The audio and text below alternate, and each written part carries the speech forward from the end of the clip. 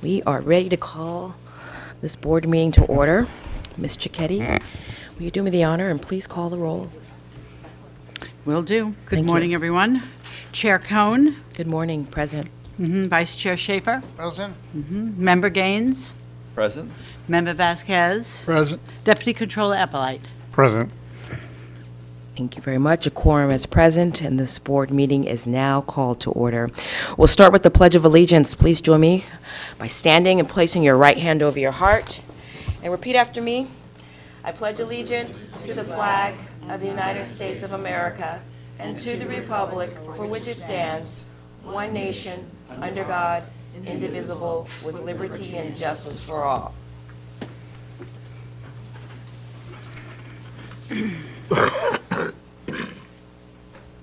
Good morning. All right, good morning. I just want to welcome everyone to today's board meeting. Let me check in with my colleagues to see if there are any opening remarks. Mr. Gaines, yes. Good morning. How are you? Good morning. Wonderful. Thank you for this opportunity to make a couple of comments. They're sobering in nature, but I feel like they need to be expressed, and I'm here to offer my condolences regarding two tragic events that unfolded in my district. In Merced, a family, including an 8-year-old baby girl. 8-month-old. 8-month-old, thank you. Yeah, were senselessly kidnapped and murdered. The suspect is a former employee who worked for them at their family trucking business and has been apprehended. It breaks my heart that these were immigrants to America. They worked tirelessly for 18 years to achieve safety, security, and community, and I pray for their family during this devastating time. I also want to acknowledge the victims of a serial killer in Stockton who has now been arrested. His killing spree included 6 men and wounding a woman, and my heart and prayers are with the family who has been left behind. Thank you. Thank you very much. It's a privilege to be able to honor their memory with you today. Mr. Schaefer? Thank you. Thank you, Madam Chair. I find it sad that there's so much violence in the world to comment on, but I want to share with you my great concern over the journalist in Las Vegas, Nevada, who was brutally slain a few weeks ago, Jeff German. I spent 20 years in Nevada before returning home to San Diego about 5 years ago, and I knew him, not real well, but I was in campaigns and we were on a first-name basis. I was at a seminar at San Diego State University on Saturday where Steve, the politics editor for that newspaper, gave a nice forum and spoke in his memory of his dear friend and on the violence that so many journalists suffer. We've had 15 journalists, I think, in Mexico alone slain this year. So consistent with my colleagues' recitation, there's just so many horrible things going on in the world, and I'm just hoping that society can only go up from here. Thank you. Thank you. To my right, any announcements, Mr. Eppolite? Yes, good morning, Chair Cohen, members. I have some prepared remarks on behalf of the controller, but I will hold them off until the executive director's report. Okay. Thank you. Opening remarks, Mr. Vasquez? I would just like to add my condolences. I've been listening to all these things that have been going up and down the state, and I know here, specifically in Member Gaines's district, this was a real tragedy when I heard about it, especially when you're talking about young kids. Mm-hmm. All right, thank you. Ms. Cicchetti, could you please announce our first order of business? I have a couple of announcements. Good morning, everyone. We are having issues with the closed captioner. We ask anyone who needs that service to please use the YouTube service for the closed captioning at this time. When the captioning is reinstated, then you will see that automatically pop up, and you'll be able to use the closed captioning that we offer. All righty, good morning, Madam Chair and members. The board meeting information announcement is as follows. First, I would like to remind the audience to silence your cell phones and any other wireless devices. The COVID-19 guidelines for the Board of Equalization strongly encourage, but no longer mandatory, that all BOE employees wear a mask while inside a BOE facility or while attending a BOE event. If needed, supplies of masks and hand sanitizer are available to all and can be found in the back of the auditorium. The public is invited to comment during the matters before the board. If there are any members of the public wishing to speak before the board on an agenda item in person, we ask that you complete and submit to the Sergeant of Arms a public comment appearance sheet located at the entrance of the auditorium. If you wish to speak before the board by telephone, please dial the phone number and access code provided on our public agenda notice and follow the instructions of the AT&T moderator. If you intend to make a public comment today using the AT&T moderator, we recommend dialing into the meeting on the teleconference line prior to the beginning of the agenda item if you wish to make a comment. We recommend this as the audio broadcast on our website service provides a 1 to 3 minute delay between the live stream and the live event. When giving a public comment, please limit your remarks to 3 minutes. The order that the board identifies public comments at the conclusion of an agenda item is as follows. I will first identify any public comments requests that have been received in the board proceedings auditorium. Then we will identify any comments with the AT&T moderator. Then we will read into the record any public comments received in writing in advance of this meeting today. This concludes the informational announcement. Thank you. Thank you very much. Please call our first agenda item. The first agenda item is D2, Tax Program, Non-Appearance Matters, Consent, Property Tax Matters. This item will be taken up in one vote. Petition for Unitary Escape Land Assessments, A, Southern California Edison Company, 0148. Petitions for reassessment of unitary value, B, Pacific Bell Telephone Company, 0279, C, Torrance Valley Pipeline Company, 0409, D, Sprint Spectrum LP, 2720. Petitions for penalty abatement on unitary, non-unitary value. E, Forest Hill Telephone Co., 0235, F, Kerman Telephone Co., 0246, G, Blythe Energy, Inc., 1136, H, Purple Communications, Inc., 7999. This is a constitutional function. Contribution disclosure forms are not required pursuant to Government Code 15626. Therefore, the Deputy Controller may not participate in this matter under Government Code 7.9. Thank you. This matter will be presented by Mr. McCool. Thank you. Good morning, Chair Cohen and honorable members of the board. My name is Jack McCool, Chief of the State Assessed Properties Division. Before you today for your consideration and adoption are 8 petitions. 1 petition for abatement of penalty and interest for a unitary escaped land assessment, 3 petitions for reassessment of unitary value, and 4 petitions for penalty abatement on unitary value. For all of these matters, staff and petitioners are in agreement on the recommendations, and I ask for your adoption. Thank you. Thank you. Mr. Schaefer. Madam Chair, I read through all the material.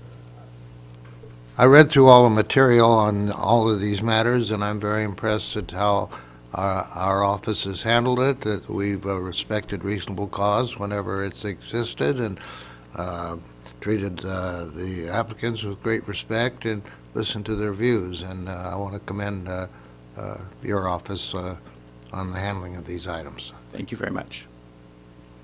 Thank you. Colleagues, do we have any other questions or comments? No? Is there a motion on this item? So moved. Thank you. Motion made by Mr. Vasquez. Is there a second? Second? Second by Mr. Schaefer. Let's call the vote. The motion is to adopt staff recommendation. Before we take the vote, I'm going to go out to the AT&T moderator to see if we have any public comments on this item. AT&T moderator, can you let us know if there's anyone who wants to make a public comment on this matter? Certainly, thank you. And if so, please press 10 at this time. Again, it's 10.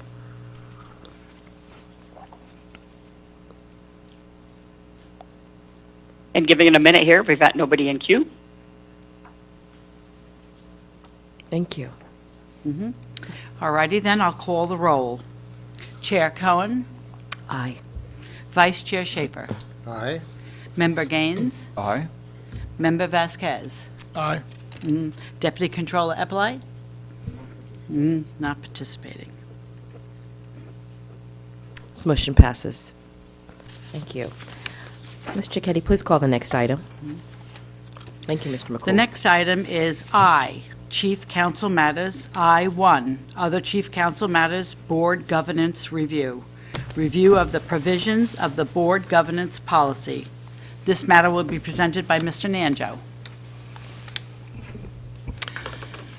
Good morning, Chair Cohen, Vice Chair Schaefer, and honorable members of the board. My name is Henry Nanjo. I'm your Chief Counsel, and I'm here today to go over the board governance policy with you. As you may remember, the board member strategic plan has as one of its provisions that the board will annually review its board governance policy, and that is what this item is about. With me today is Ms. Julie Himovitz. I'm happy to announce Ms. Himovitz has gotten a promotion, and she is now an attorney over governance matters. So I'm going to be utilizing her skill set to go over the governance policy. And then we are both available to answer any questions or any items that the board members may have. And with that, I'll turn it over to Ms. Himovitz. Congratulations. Thank you.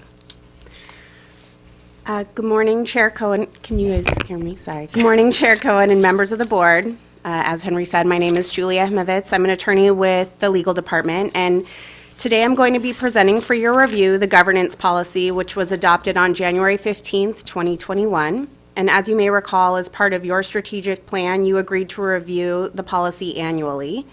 And as such, I will be walking you through the key provisions. If there are any specific sections that you'd like me to highlight as I go through, just please let us know, and we can do that, or we can save it all for the end.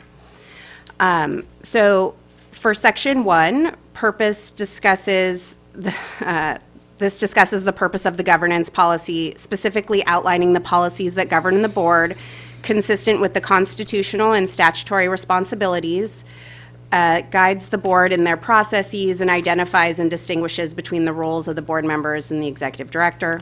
If I can pause you for a second, Ms. Himovitz, I just wanted to let the board members know that you have a copy of the board governance policy at your places in the dais. It's the color-bound one.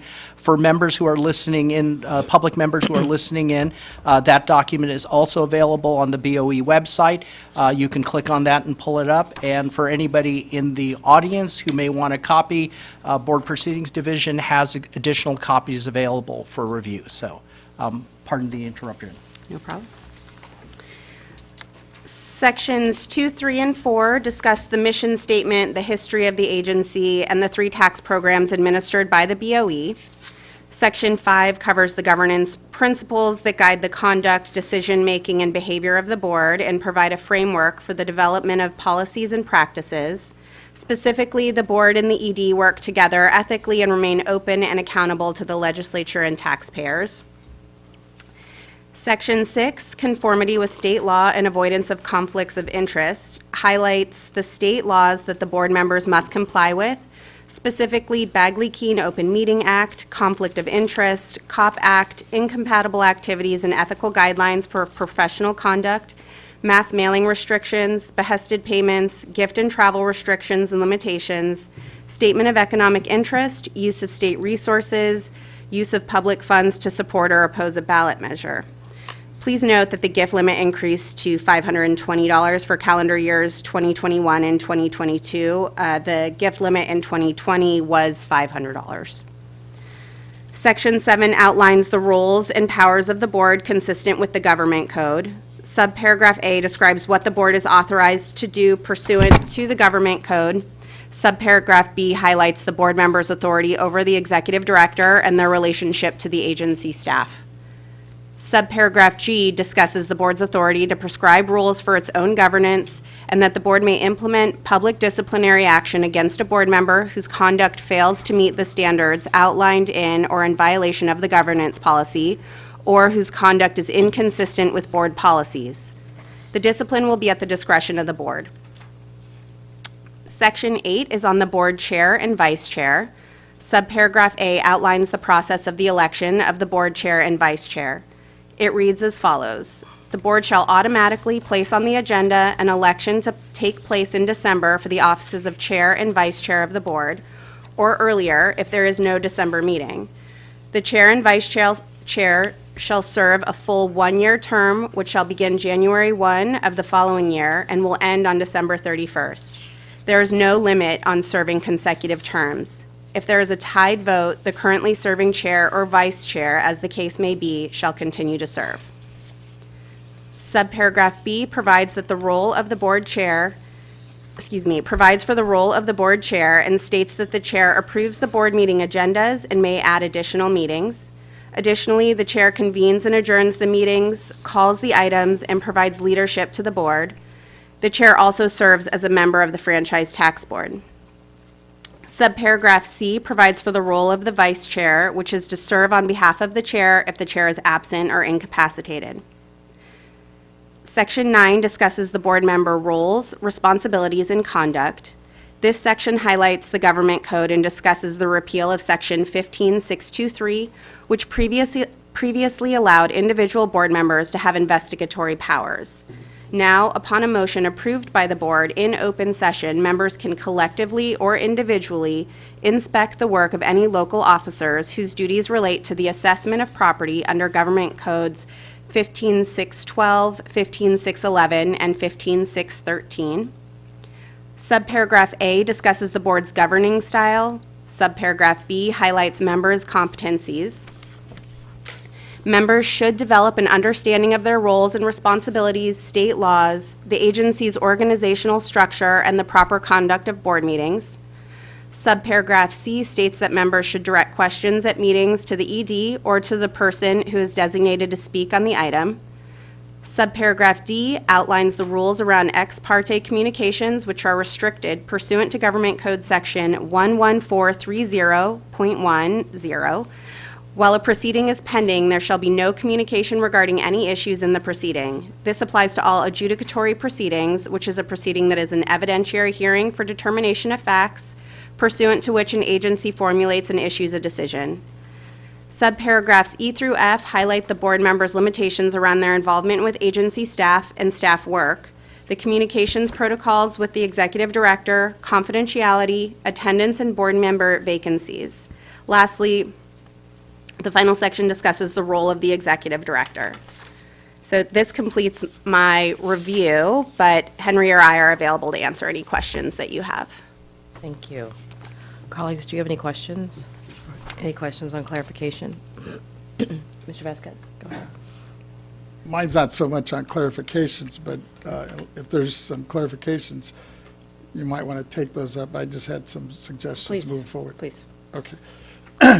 First of all, thank you for your update on this, and I would like to make a few, or propose a few changes, but I didn't have the opportunity to put it in right. I want to put it in a form of a memo and at least give our board members, as well as staff, an opportunity to review these before we consider the possible changes.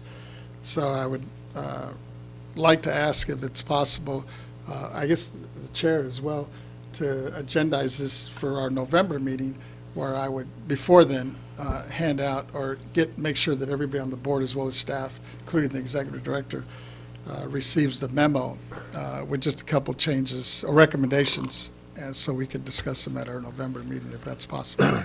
Well, let's see. What are Okay. your ideas? Let's see what your ideas are. Oh, Before I commit to putting Oh, anything on the all right. agenda. The first one is just, I'd like the board to consider adding a paragraph on the board work groups and to link or attach the board work group charter as an appendix to the governance policy, if that's possible. The second one, I would like to propose some minor cleanup edits on a few pages that I think would add some clarity, that's all. Okay. If those are friendly, I'd like to do that. So in order to not run afoul of Bagley Keene, what I would recommend, Member Vasquez, is if you would like to send those suggested changes to my office, then I will work with board proceedings to distribute those to the other members before the meeting. I appreciate it. That's why I was bringing it up, because I wasn't sure if I could just hand it to them before the meeting or to Yeah, staff. if you go through us, and if any, if it pleases the chair, I would also invite any other board members who have any ideas to also send those to my office, and I can compile them and get them to the other board members at that point. Great. Thank you. And I would just suggest, if any of my colleagues are interested in this, to give us all, ample time, at least a week's notice, because it's tough, at least for me, to look at something the day of, or the day before. So just out of courtesy. Thank you. Mr. Schaefer has something to say. Mr. Nanjo, I applaud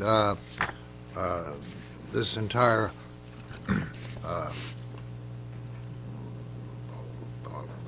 collection of rules that we abide by. I think they're sound and they preserve our integrity. The Quinton Kopp Act of 1990 is very strong and important, but inflation has been pretty hard on all of us. That was 30 years ago, and I would think there should be indexing of the amounts every 10 or 20 years so that they are more reflective of the current time, and I would suggest that you take a look at that. Thank you, Vice Chair Schaefer. I would note, as Ms. Himovitz pointed out, the gift limit does, for lack of a better term, adjust every year. So at least that part is being changed on an annual basis. So the $250 limit used to be $100 or so? The gift limit was $500, and I think it's now $520. So just want to reorient my colleagues that the item that's being presented today is in part of the board's commitment to review the governance policy. Absolutely. And like you did, make suggestions. Something that I think that we need to talk about is when the elections are held. What's interesting is that we have in our governance policy elections held in December. However, as we know, this year, there's an election in November, and the new member won't take the seat, won't be sworn in until January. So my question to this body is we need to address or reconcile that vote. I would suggest that we consider doing the vote in January or February of 2023. That way it would allow any new member to join this body to be a part of the vote for leadership of this body. And so this is just a discussion item. This is not an action item. And I just wanted to discuss this with you. And I will reach out to Mr. Nanjo and his legal counsel team to formally draft something if it comes to that. Okay. Be happy to. Thank you, ma'am. Yes, thank you. So I just wanted to point out that there's a slight, error seems too harsh, an oversight in our governance policy. Do you guys follow what I'm saying? Mr. Vasquez? I think it makes sense if there's a major turnover on this board. But if it turns out it's just one member that we're replacing, I would probably support that we keep it as is. But I guess that's up for discussion, I guess, at the November meeting? True, but what I'm looking for is deeper, further into the future. This is a governance policy that's going to live well beyond you and I and this particular body. We are setting up governance rules as a guide to help this body govern. So So maybe making a single- decision on one isolated case, to stick with your example, you're saying, hey, if one person just comes in, we don't need to wait. But what I'm saying is that we need to look at the policy in its entirety, because that is what it is. This election cycle, in another 4 years, when everyone is termed out, it will be a different situation. So it would literally be like how it was when we came in.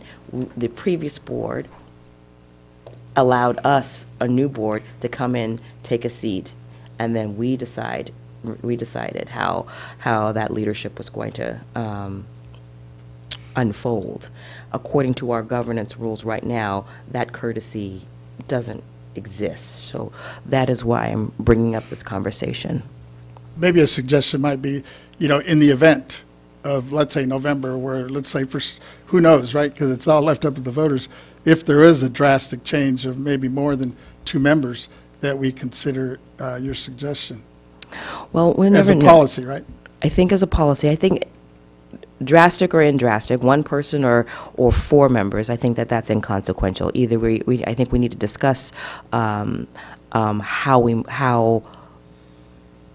what is best for the future of the Board of Equalization and its elected members. Mr. Nanjo, I don't know if you have any experience, or I think you were part of the transition prior to this. This is with the class of 2018. We were sworn in January of 2019, and if I'm not mistaken, I think it was in January, or was it in February that we took that vote? I think you were sworn in January. I believe the vote occurred in February. That's what I thought. Yeah. Okay, that's So- what I was thinking. So, do you have any insight that you could share with us? Well, I mean, there are a couple items I would just point out to the board, which is, obviously, this is the board policy, so you're free to change it at any time. So, for example, if you do hold your elections in December, hypothetically, as suggested in the current policy, and then there's a desire to allow maybe some of your new members to participate, you could always hold another election in the earlier part of the year. So that is something that you can always do. How does that work with the board governance structure as it exists right now? Well, again, like I said, the board governance policy, is just that, a board policy. So the board can either make a temporary change or a permanent change at any time. So just because you have a published, so to speak, board governance policy doesn't mean it's set in stone and you can never change it.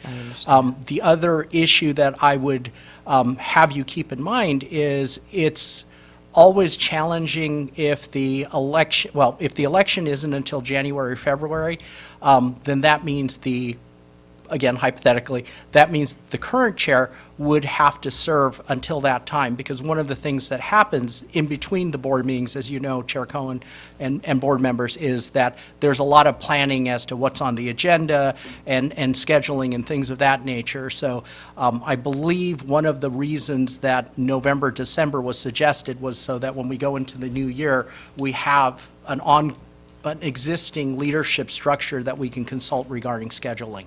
So those are just 2 points that I know came up in discussions at various points regarding the governance policy. I see.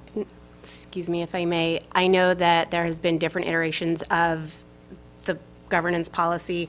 We, as legal, did not draft this. This is your policy. Prior iterations had different methods for electing chairs, some of them just being an automatic transition, which I believe is what it was prior to this one, where it just went by district number and you rotated through that way. So again, this is your policy as a board, and it's something that you guys can discuss and change over time at each meeting if you So want desire. So you're not tied to whatever is in here every time, but for consistency, there should be some agreement on it, like Henry suggested, for the simple fact of transitioning between the November, December into January, February. Okay, thank you very much. I fully understand that. I think the example that Mr. Nanjo uses, we certainly the board governance policy covers that, if I remember correctly. I think Mr. Gaines presided over the meeting until there was an election. So Right. having one be a steward of the ship, that is something that we can reconcile in December, for Sure. example. So I'm not so much worried about that. I wonder, as our legal counsel, if you have any other advice to changes that we need to make to the governance policy as we're reviewing this document today. Upon my review, I don't see anything that's critically needs to be changed. Okay. Member Vasquez made a suggestion about putting the work group information in there. That would Yes. probably be appropriate if the board continues to want to have work groups. That's appears to be an integral part of this board's business, so that would be an appropriate change. But other than that, we do from time to time review the governance policy to make sure that it is current with current law, that it's timely, that there are no issues, and I'm not aware of any. Are you, Ms. Himovitz? Other than the gift amount change, I didn't find anything at this time. Thank you.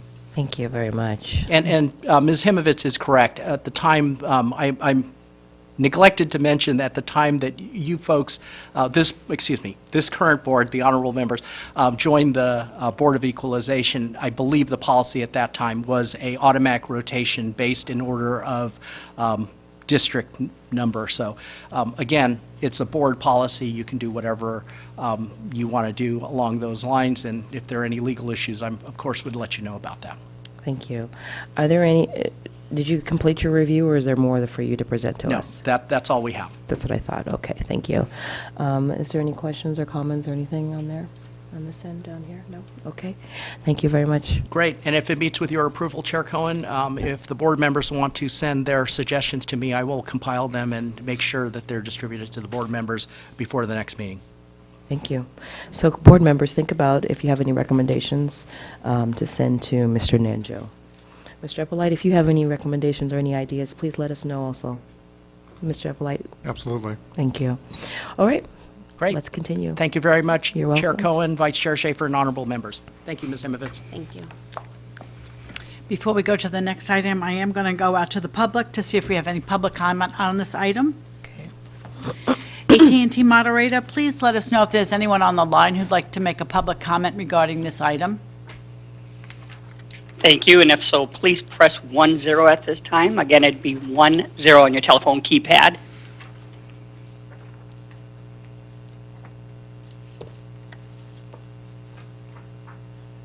And currently nobody in queue. Thank you. Mr. Keddy, please call the next item. Thank you. The next item on the agenda is Administrative Session J, Administrative Consent Agenda J1, Adoption of the Board Meeting Minutes for September 27, 28, 2022. The minutes of the meeting were attached to the public agenda and notice for your consideration. All right, colleagues, is there any discussion or anything that you'd like to note in the minutes or change? All right, seeing none. Excuse me. Is there a motion on this item? A motion to adopt the September 27th, 28th board meeting minutes? So approved. All right. Second. Thank you. A motion has been made by Mr. Vasquez and approved by Mr. Schaefer. Let's go to public comment. AT&T moderator, is there anyone on the line who'd like to make a public comment regarding this item? And again, it's 10. And currently nobody in queue. Thank you. Thank you very much. Let's call the roll. Chair Cohen, Aye. Vice Chair Schaefer, Aye. Member Gaines, Aye? Member Vasquez, Aye. Deputy Controller Eppolite. Aye. Great, thank you. The motion passes unanimously. Thank you, members. Mr. Keddy, please call the next item. Alrighty, the next item on the agenda is J, Administrative Consent Agenda J2, Adoption and Presentation of Retirement Resolution, Retirement of Patricia Lumsted. I have her resolution that I'm going to read into the record. Please. Honoring Patricia Lumsted on her retirement. Whereas Patricia Lumsted, Chief of the County Assessed Properties Division will retire on December 1st, 2022, after 14 years of outstanding and meritorious service to the state of California and the California Board of Equalization. Whereas Patricia began her career with the California State Board of Equalization on June 26, 2008, as an associate property appraiser in the Asset Practices Survey Unit.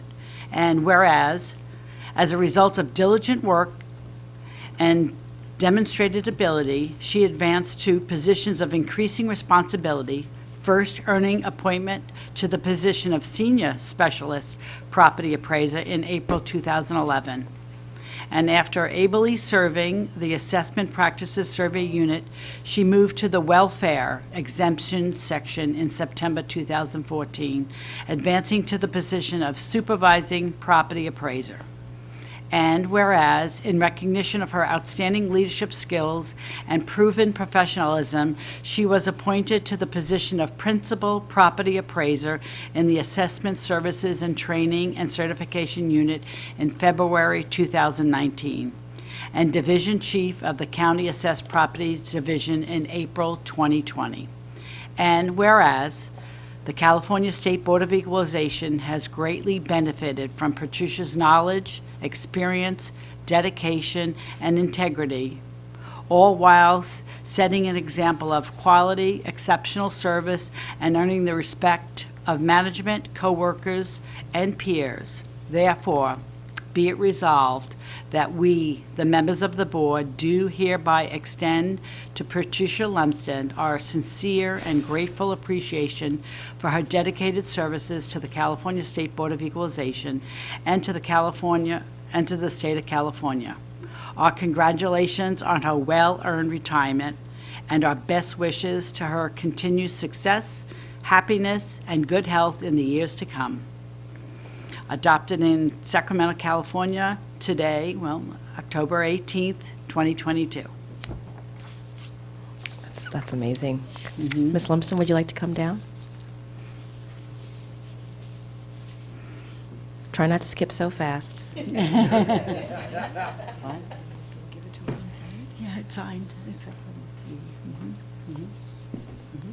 It's good to see you. Nice to see you. I first wanted to see if the executive director had any remarks. If you do, you're welcome to say some things before the board makes a few remarks. We'll make this as painless as possible. I could see the angst and the anxiety on your face, Ms. Lumsden. Thank you, Chair Cohen, Vice Chair Schaefer. Yes. Yvette Stower, Executive Director. Thank you for recognizing Patty, our Chief of County Assessed Properties Division, by presenting her with this lovely resolution. I know I speak for the entire BOE team that while we are sad to see her go, we are also very happy for her and what's to come in her well-deserved retirement. Her depth of knowledge in property tax assessment, her professionalism in dealing with county assessors' offices and the public, and her amazing leadership of the entire team has been a very positive experience and a very long-lasting impact on the BOE. In addition, she has contributed so much and was instrumental in rebuilding the BOE after its restructuring and has implemented effective changes that will carry on as part of her legacy. Once again, on the behalf of the entire BOE team, congratulations, Patty, on your well-deserved retirement. You will be missed. Thank you. I appreciate that. Ms. Lumsden, I too want to just echo a few of the remarks from the executive director. You've seen a lot of transition in this body, and yet you have been one of the senior staff members that have remained steadfast. People enjoy your trainings. As a matter of fact, as you know, we've been pushing and asking for more.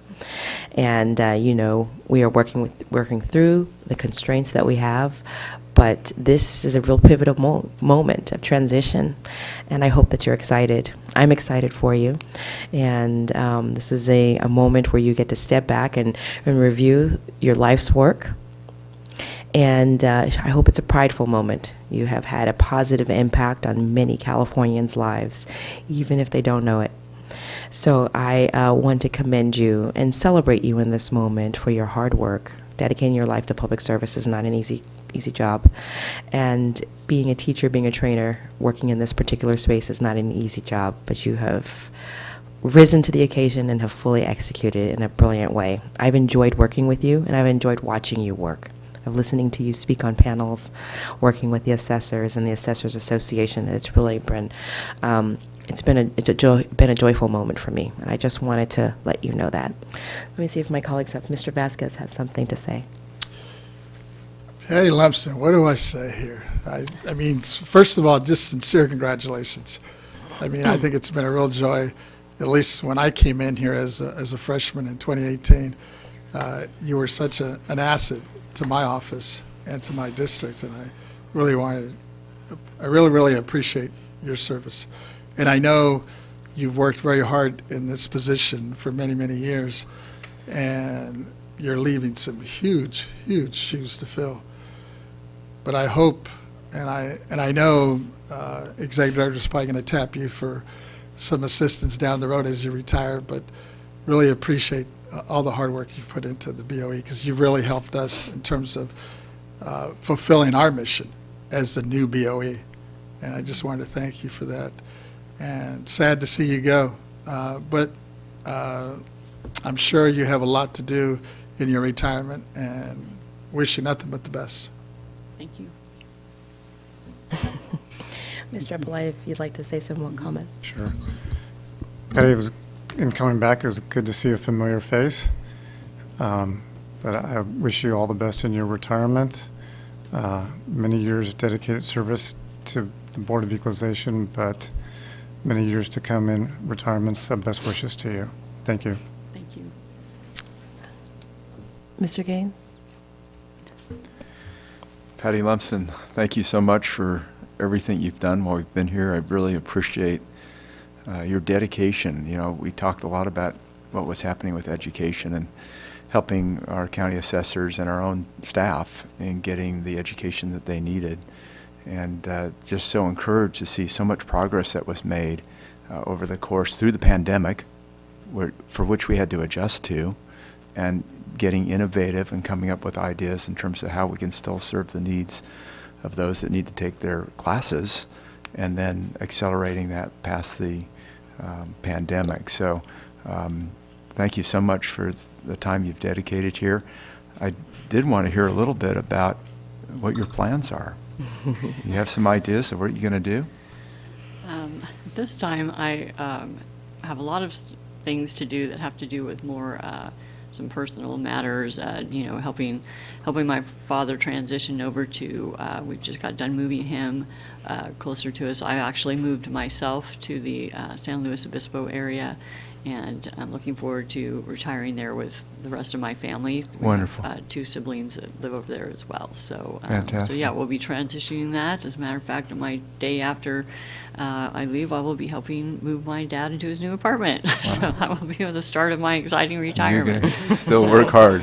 Yeah, so, but no, I appreciate all the nice comments, and I've enjoyed working with all of you, and I've really enjoyed working with the BOE all these years, and appreciate all the opportunities that they have given me, and a lot of the successes that I've had are because I've had great staff working with me, and also great, I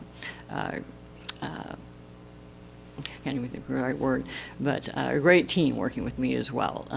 Not only just the staff, but also the other supervisors and managers along the way, and I really appreciate all of them, so.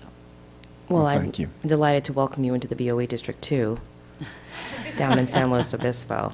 We get down there pretty often. It's beautiful. Madam Chair. It is, yeah. Thank you so much. Mr. Thank you. Shaker? Yes, Ms. Lumpson, I was a new kid on the block when I got here 4 years ago, and it's so nice to have somebody who's your experience, you know, to give kindness and help to our office as you have done. You know, we're all prohibited from serving more than 8 years in the public service, and your 14 gives you, you know, special standing. Also, I'm very impressed that you were here in 2017 when about 95% of our personnel disappeared in the reorganization, and that gives you a unique insight into what we are doing as survivors. So I want to wish you well in your retirement, and I look forward to retirement someday, too. Thank you. Thank you. I really appreciate that. All right, well, thank you very much. We've got a, Ms. Cicchetti? Opportunity for a photo session, if the board members wouldn't mind stepping down to take a We quick. don't mind. We'll take a 5-minute recess, 10-minute yes. recess. Thank you. Yes, recess.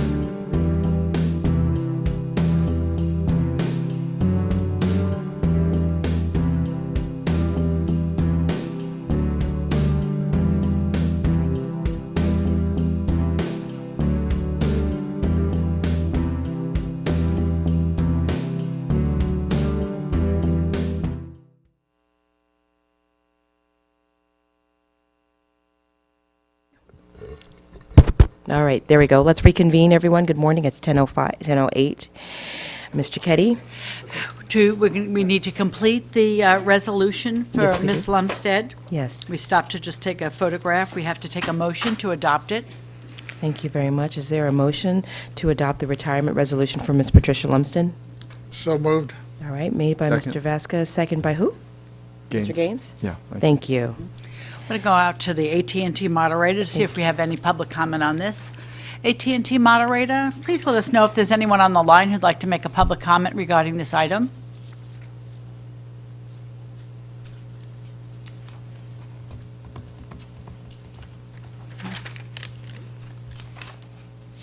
AT&T moderator? Can you hear me? Okay, now we can hear you. We're looking to Thank see you. if we,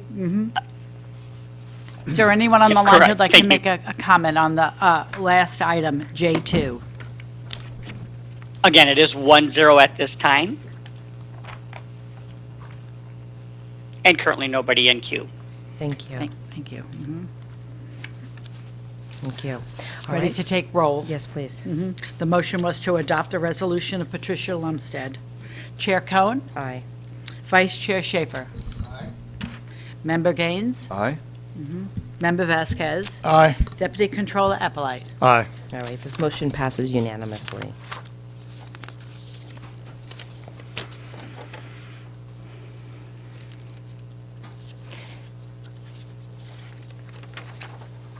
Mr. Keddy, please call the other administrative matters. The next item on the agenda is K, Other Administrative Matters, K1A, Executive Director's Report, Organizational Update, Report on the Status of Pending and Upcoming Organizational Priorities. This matter will be presented by Ms. Stowers. Good morning. Good morning, Chair Cohen, Vice Chair Schaefer, and members. I am Yvette Stowers, Executive Director. For today's report, I will provide an update on our presentation to the California Society of Enrolled Agents, and I will then provide highlights of upcoming meetings of note. On September 29, 2022, the BOE participated in the California Society of Enrolled Agents Annual State Tax Agency Liaison Meeting. There were over 100 enrolled agents statewide attending this virtual meeting. I gave a brief overview of the BOE, followed by a presentation from the Property Tax Department staff, who gave an informative presentation on Proposition 19, and I would say it was well received.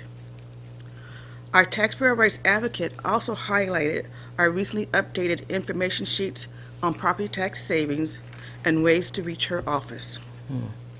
This was our first appearance at this annual event, and I believe it provided an excellent opportunity for our outreach to our stakeholders on the agency's role in property tax and other important tax information.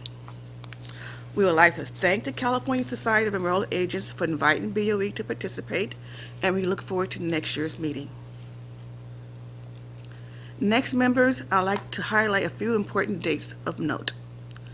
Members, as you know, tomorrow is your annual meeting with the assessors, and this is a meeting that is required under Government Code Section 15607. This annual meeting will provide a good opportunity for a formal and informal dialogue amongst the members of the Board of Equalization and the 58 county assessors. This conversation will be regarding administration of property tax assessments and taxation law. The first half of the meeting agenda will include public presentations and discussion, followed by the second half of the meeting for county assessors and the board members to meet collectively. Then on November 2nd through the 4th, the California Lawyers Association will hold its annual meeting of Tax Bar and Tax Policy Conference in San Diego, California. BOE Chief Counsel Henry Najal will be participating as part of the Chief Counsel Roundtable discussion. He will be accompanied with other Chief Counsels for the California tax agencies. And finally, members, on November 14th is the annual California Assessors Association Conference, which will be held in Solano County. I will continue to keep your offices up to date on the details of these upcoming events. Lastly, members, sad, very sad. As I shared earlier, a former BOE employee, Rosemarie Kinney, passed away last week on Monday, October the 10th. Rosemarie was an employee of the BOE for over 28 years, most recently as a property tax legislative analyst. She also worked as a senior consultant for the Assembly Committee on Revenue and Taxation before she retired from state service in November 2020. Rosemarie was a brilliant and well-known property tax expert who was also certified as an advanced appraiser by the BOE. She was a caring colleague, mentor, and friend to many, and she will be deeply missed by all of those who knew her and loved her. She is survived by her husband, former BOE Executive Director Dean Kinney. Thank you, Chair Cohen, for agreeing to adjourn the meeting in her honor. Because she is a family member, several of my team members, when they do their report, would like to make some remarks as well. Of course. Thank you. Please join me in expressing our deepest condolence to the Kinney family. This concludes my presentation. The management team will follow, and I'm available to answer any questions that you may have. Thank you. Are there any questions or comments? Yes. Oh, I'm sorry to hear that. We lost one of our stars from the BOE. I'd just like to give my condolences to her and her family as well. But you mentioned in your report, and I don't know if this is a question for you or Mr. Nanjo, I guess on November 4th, he's going to be making a presentation to the roundtable. Just out of curiosity, do you know what he's going to be covering? They generally talk about, come on up, Mr. Nanjo. All the chief counsel generally talk about recent completed litigation that's not it's just public, any rules and regulations that's been passed. Thank you, Executive Director Stowers, Chair Cohen, Vice Chair Schaefer, honorable members of the board, Member Vasquez. So the Chief Counsel's Roundtable is an opportunity. It's at the close of the State Tax Policy Conference, and it's an opportunity for the Chief Counsels of the Office of Tax Appeals, California Department of Tax and Fee Administration, FTB, Franchise Tax Board, and BOE to just present kind of what's been going on in their agency in the last year. We do a very high-level overview of litigation, regulations, any kind of new news that's going on at our agency, and more than anything else, it's an opportunity for the audience to ask us questions and answers about, you know, what's going on and what may be planned. So it's something that happens on an annual basis, and I'm happy to participate and represent the board. I appreciate it. I was just wondering, you mentioned CDTFA, I guess, is present there, or Yes. or you talk about, yeah. And I know when I've participated in some of these conferences, we constantly get asked about, you know, our role, who's doing what, and at least in my district, and I think speaking for other members as well, you know, we constantly, I just had a call last week from actually a senator in my district that thought we had some authority over CDTFA, and I said, we really don't. And I'm just, you know, I still, we're 4 years into this, I haven't heard anybody really speak highly that this new body that they created, this bureaucratic board, has actually been very effective for the taxpayers. And I'm just wondering, in your experience, as you're hearing from folks, especially on the legal side, if that's correct or if you're hearing otherwise. You know, I don't hear a lot from my peers. You know, a lot of the folks I have contact with are for lack of a better term, are kind of tax policy nerds. Mm-hmm. So they're kind of aware of the differences between CDTFA and BOE. And I think as a matter of professional courtesy, I would assume that they're not necessarily talking to me about their criticisms of another state agency, so. Thank you for the question, though. Thank you. Mr. Eppolite? And just to, I had a comment to make, but just to address Mr. Vasquez's question, this is a tax policy conference, so this is tax professionals attending this particular conference. So I don't think for that particular conference, there would be those types of questions being asked at that, From the audience, yeah. from that audience, that particular audience. To go to the executive director's comments regarding Ms. Kinney, I have a statement to make from the controller. Please. This is a statement from the controller. The Board of Equalization has lost a gem with the passing of Rosemarie Kinney. I have known and worked with Rosemarie for close to 30 years. She was not only a dedicated public servant whose career began at the BOE in 1989 and ascended to become a respected, sought-after property tax expert by her colleagues, but by legislators, county assessors, tax practitioners, and taxpayers. Rosemarie was best known for her reputation as a can-do person who always had a positive attitude. This was how she lived her life through her last day with us. I extend my heartfelt condolences to her husband, another leader of this organization, former Executive Director Dean Kinney, and their family. May Rosemarie's memory always be a blessing, and may her life continue to inspire. I respectfully request that this board meeting be adjourned in memory of Rosemarie Kinney, one who gave so much of herself to this organization and its mission. Thank you. Chair Cohen and members, I would also like to add my own words of memory for Rosemarie Kinney as well. Rosemarie was one of the first people that I met as a new property tax attorney when I started with the board almost 23 years ago. Rosemarie was an expert in her field as an analyst of property tax legislation on behalf of the board in the legislative division, and I'm grateful to have worked with her.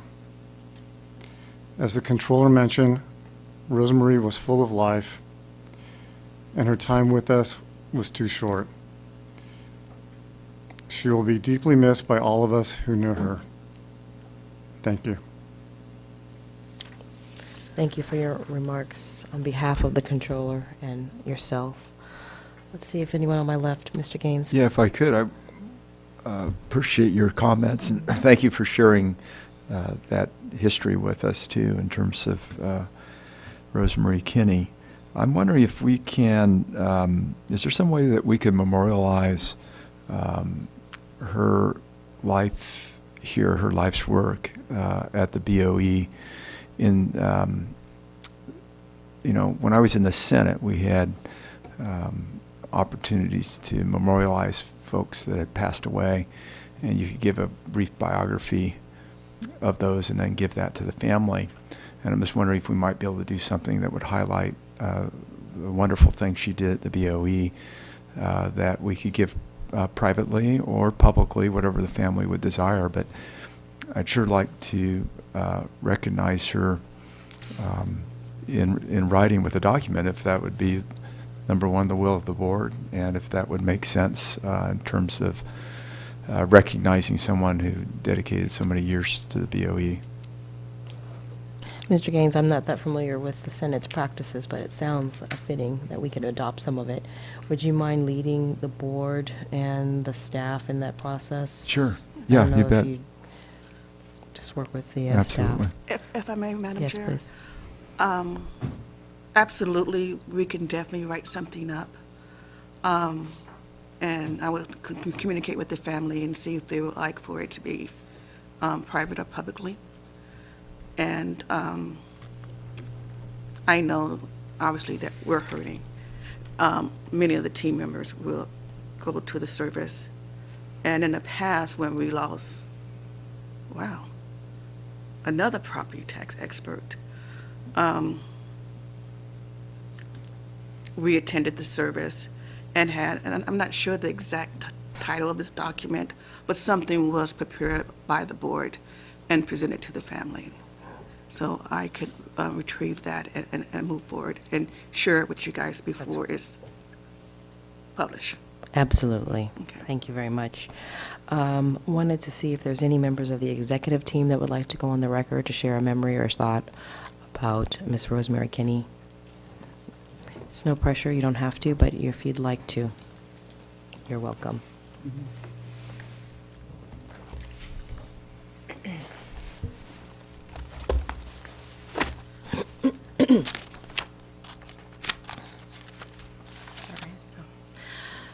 Yes, so I thank the agency's executive director, Ms. Stowers, for dedicating and paying tribute to one of our longtime employees, Rosemary Kinney, and also for Deputy Controller Eppolite for his nice remarks on behalf of himself as well as Betty Yee, Controller Betty Yee. I'd like to say that that I, like many others, will miss her professionally and personally. My heart goes out to her husband, family, and friends. But I know she will continue to do great things and be her bubbly self, just in a different place. Thank you. Does that conclude your remarks? Okay. Thank you for this opportunity. David Young here, Deputy Director of the Property Tax Department. I also would like to express my condolences to the Kinney family for this tragic loss.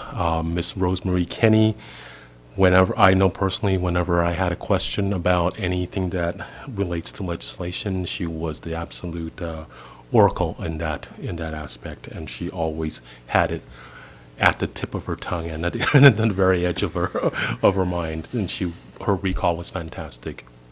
But more on a personal basis, I could always tell when Rosemary entered the room, the tenor and the mood of the room lifted with her appearance. So, my deepest condolences to friends and family. Thank you. Thank you, Mr. Young. Mr. Nanjo. Thank you, board members, for this opportunity. When I joined the board, it was right after the split.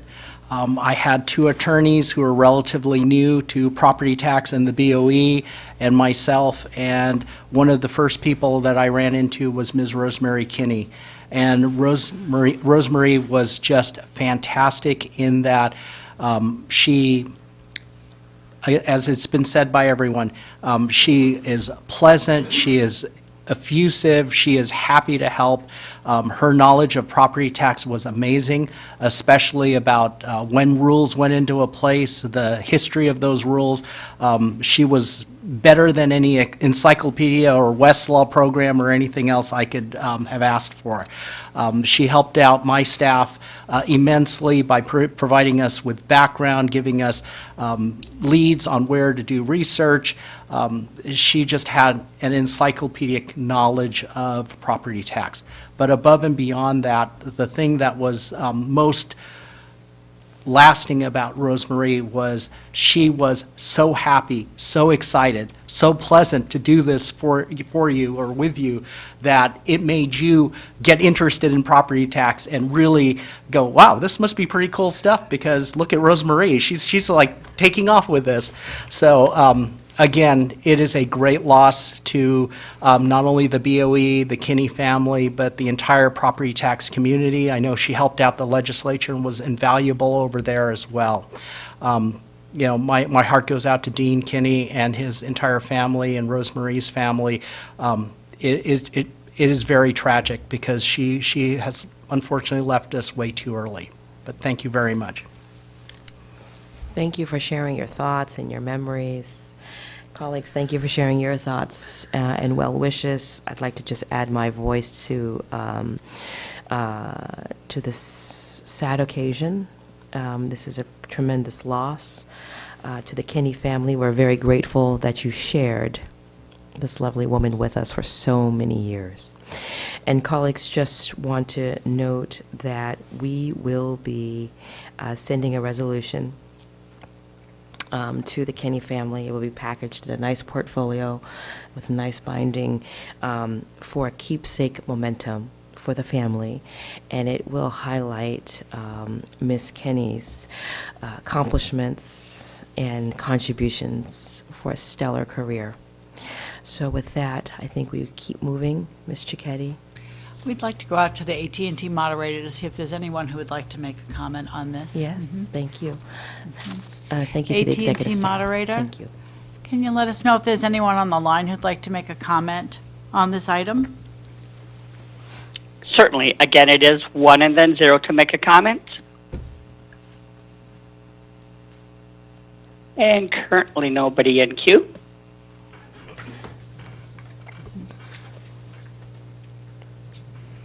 Did we want to take a moment at this time, or did you want to move forward? Let's continue moving forward. Thank you. All righty.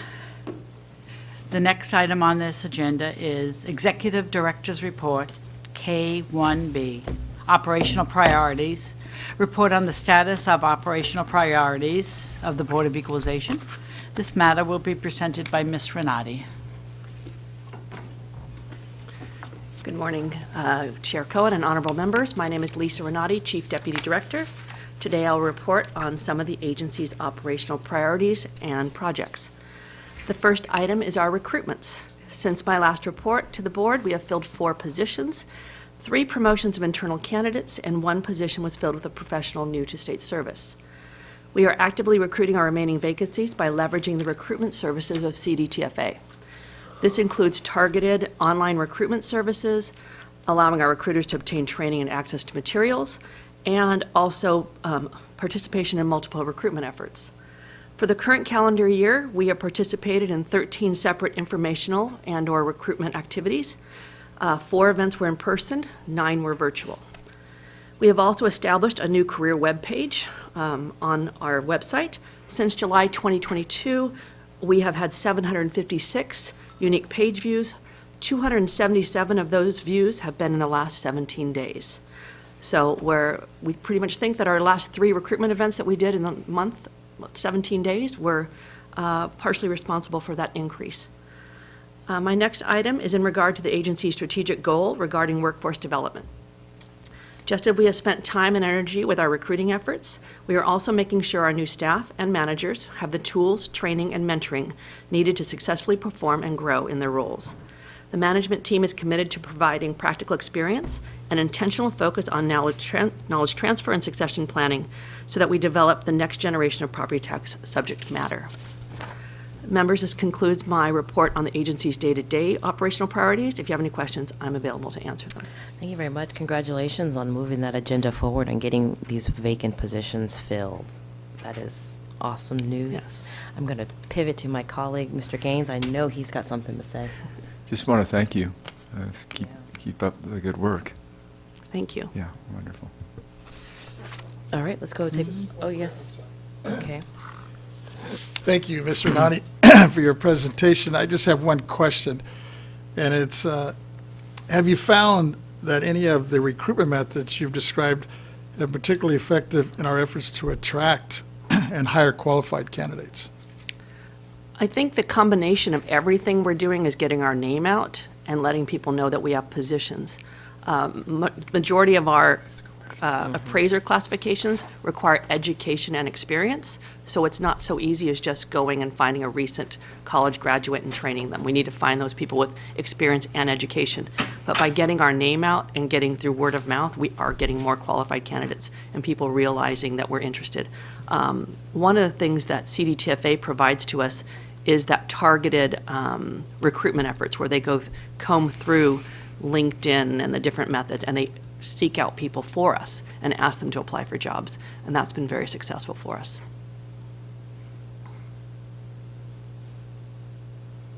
Okay. Thank you. That answers that. Ms. Cicchetti, I think we should go to public comment. The next item?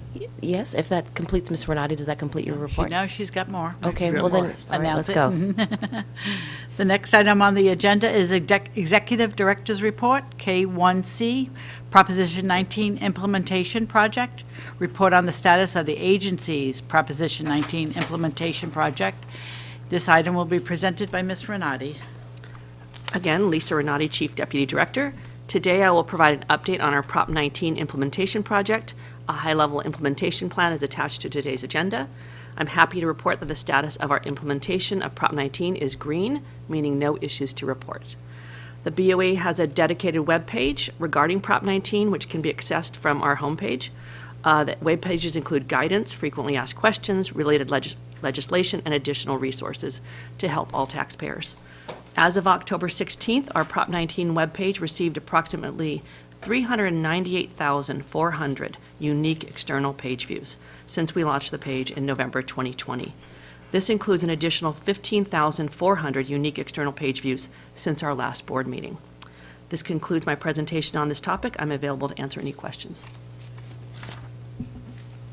Just one quick one. On Prop 19, I constantly run across folks that were really confused on this whole issue. Matter of fact, last night I was at a reception and I was talking to, I believe he's the new chair of the Hispanic Chamber of Commerce here for this region. And as a realtor, and I was asking him, did you know what this all was going to entail, the final product? And once again, he confirmed what I've heard from many other folks, that what they started with was something that they thought was going to be very helpful, especially for this whole intergenerational wealth transfer. And he was very disappointed with the final outcome. And I'm wondering if that's something you're hearing too with folks that are calling in and are asking about assistance. It's a great question, and one that David or Okay. Mr. I'll Young wait. or Ms. Lumsden can answer for you, or Ms. Thompson as well. Thank you. Okay, the next item on the agenda is Executive Director's Report, K1D. Budget Quarterly Report, report on the status of the BOE budget. This matter will be presented by Ms. Renati. Good morning. Again, Lisa Renati, Chief Deputy Director. Today, I'll provide a quarterly update on the agency's budget. Members, as you are aware, approximately 86% of the BOE's budget is appropriated for personal services, that is, salaries and benefits for the BOE's 193 positions. The remaining 14% of funding is appropriated for operating expenses and equipment. For the fiscal year 21-22, which ended June 30th, 22, the BOE expended 84% of our appropriated funding. For personal services, we expended 85%, and for operating equipment and expenses, or OE&E, 75%. A few years ago, at the end of fiscal year 2019-20, our personal service expenditures were only 77%.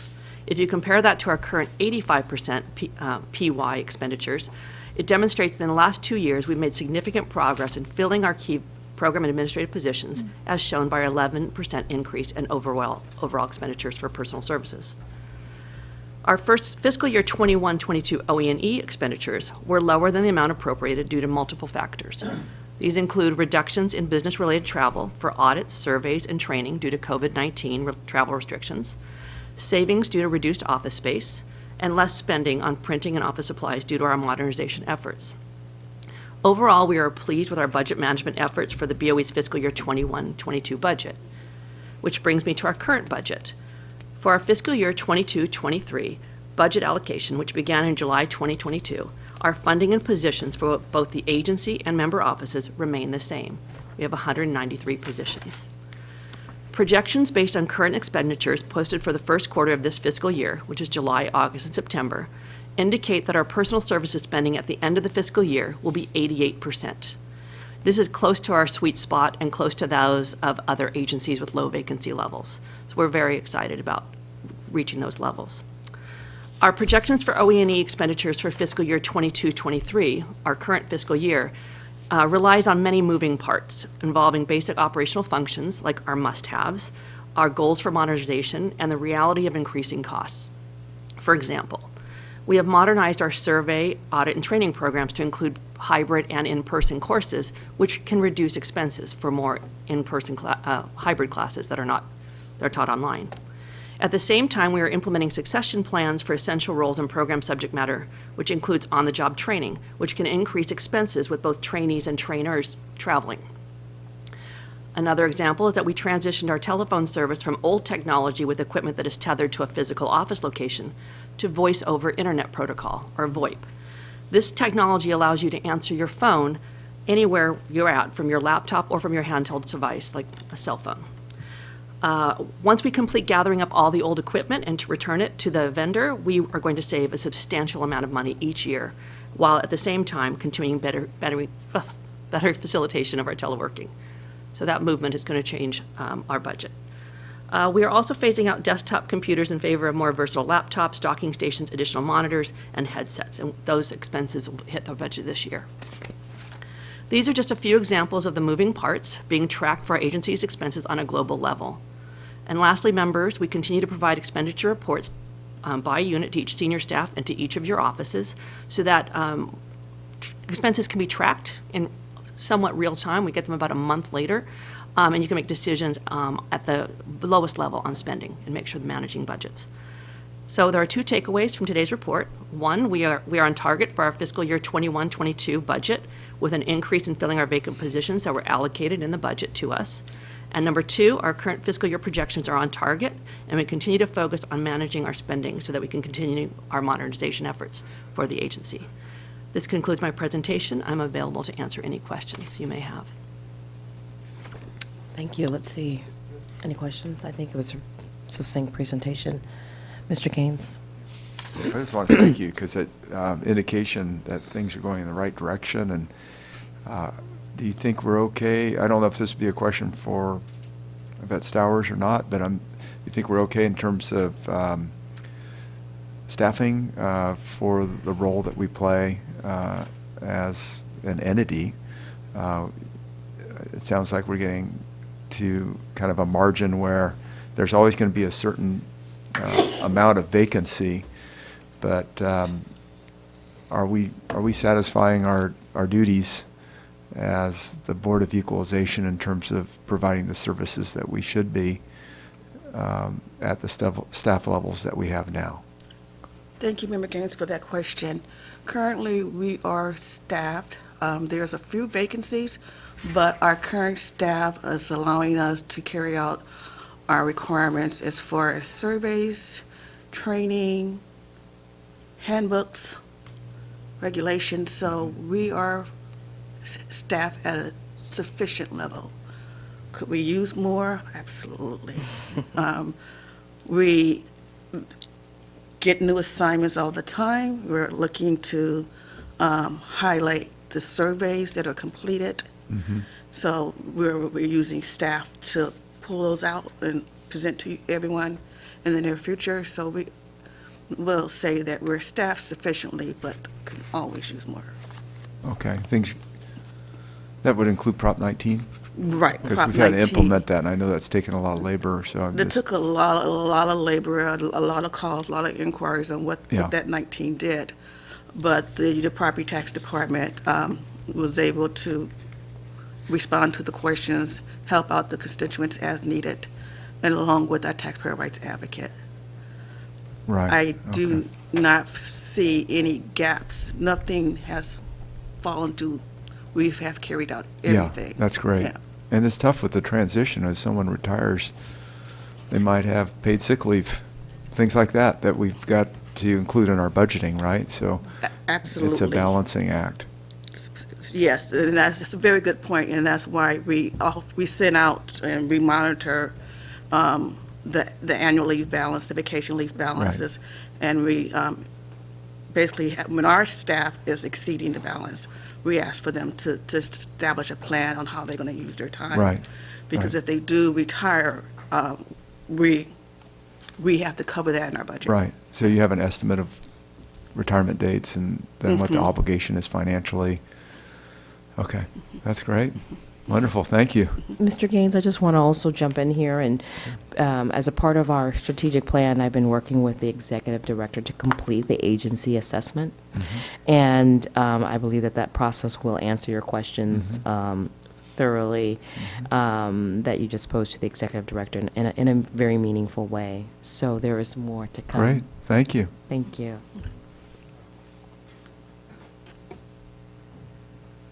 Madam Director, you come from years of working with elected officials, and you know that we're here to serve the taxpayers, more than to serve ourselves as bureaucracy. Mr. Schaefer, can you turn your microphone on, please? Yeah, Thank sure. you. You come from many years of working with elected officials, and you know that we're here to represent the taxpayers rather than the bureaucracy, and that when we're trying to make Prop 19 work better, we're making it work better not for the government, but make it work better for the taxpayers. And I think you're doing a good job in that respect. I just wanted to chime in and remind us that that's what we're all looking for.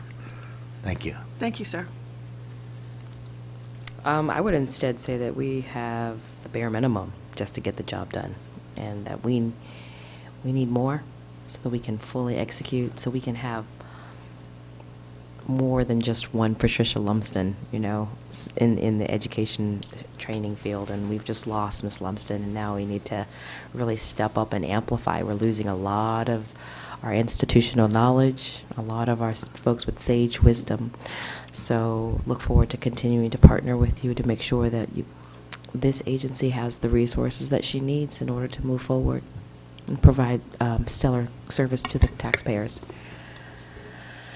All right, Ms. Thank you, Ms. Renati, Cohen. does that That's it. complete That everything?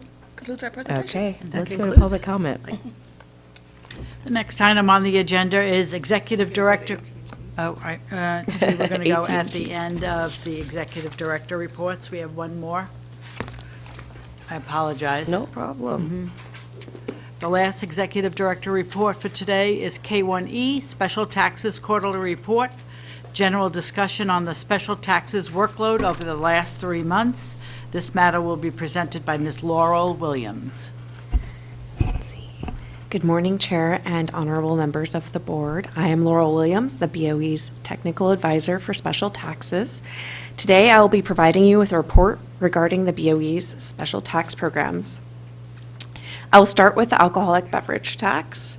The alcoholic beverage tax, as you know, is a per-gallon excise tax collected on alcoholic beverages in California. Currently, there are 10,353 active accounts, which is slightly down from the 10,648 accounts reported in June, however, still up from the March number. Most of the accounts report their revenue on a calendar yearly basis. So since there have been no returns filed, since my last report, there are no significant revenue changes to report. There are currently no appeals for this program. The next program is the Tax on Insurers program.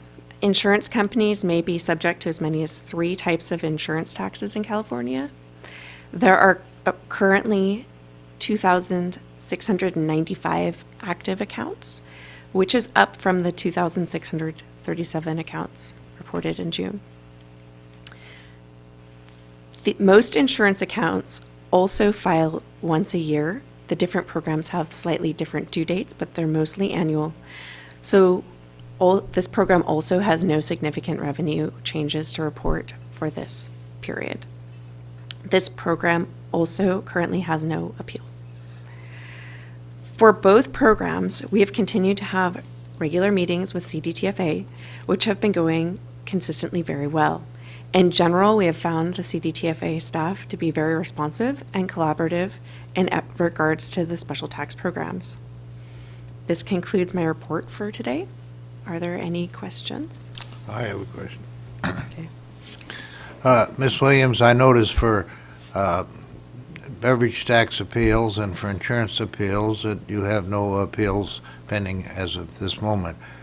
Do we have to go back a few years to find an appeal, or Does an appeal come along once in a blue moon, or did we have some earlier this year? Just how Yeah. active is the appeal business? So these are some of the most compliant programs that BOE and CDTFA also have. For the insurance appeals, we have not had one for quite a while. I believe 2 years ago, we had one that was in process, and did not come all the way to an appeal before the board. It was settled administratively. Alcohol, you would have to go back several years, I believe even before the split, to find an alcohol appeal. Thank you. Yep, no. Thank you. Yeah, any other questions? Nope. Yes? Just a quick question. When you mentioned the last one and the alcohol was, you're saying probably like 4 years ago or more. What was that in regard? Do you remember what it was about, the appeal? I don't remember specifically what the appeal was about. To be honest, it was prior to my even coming on from No BOE problem. from CDTFA. Thank you. All right, thank you. Let's go to public comment.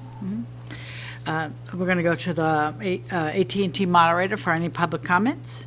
AT&T moderator, please let us know if there is anyone on the line who'd like to make a public comment regarding these matters.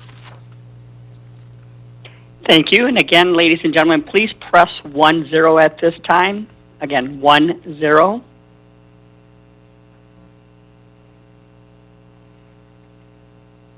And currently no comments in queue. Thank you. All right, thank you. Thank you. No comments in queue. There it is. Let's keep moving. Thank you. The next item on the agenda is other administrative matters, K2A, Communication Chief's Quarterly Report, report on the status of BOE communications.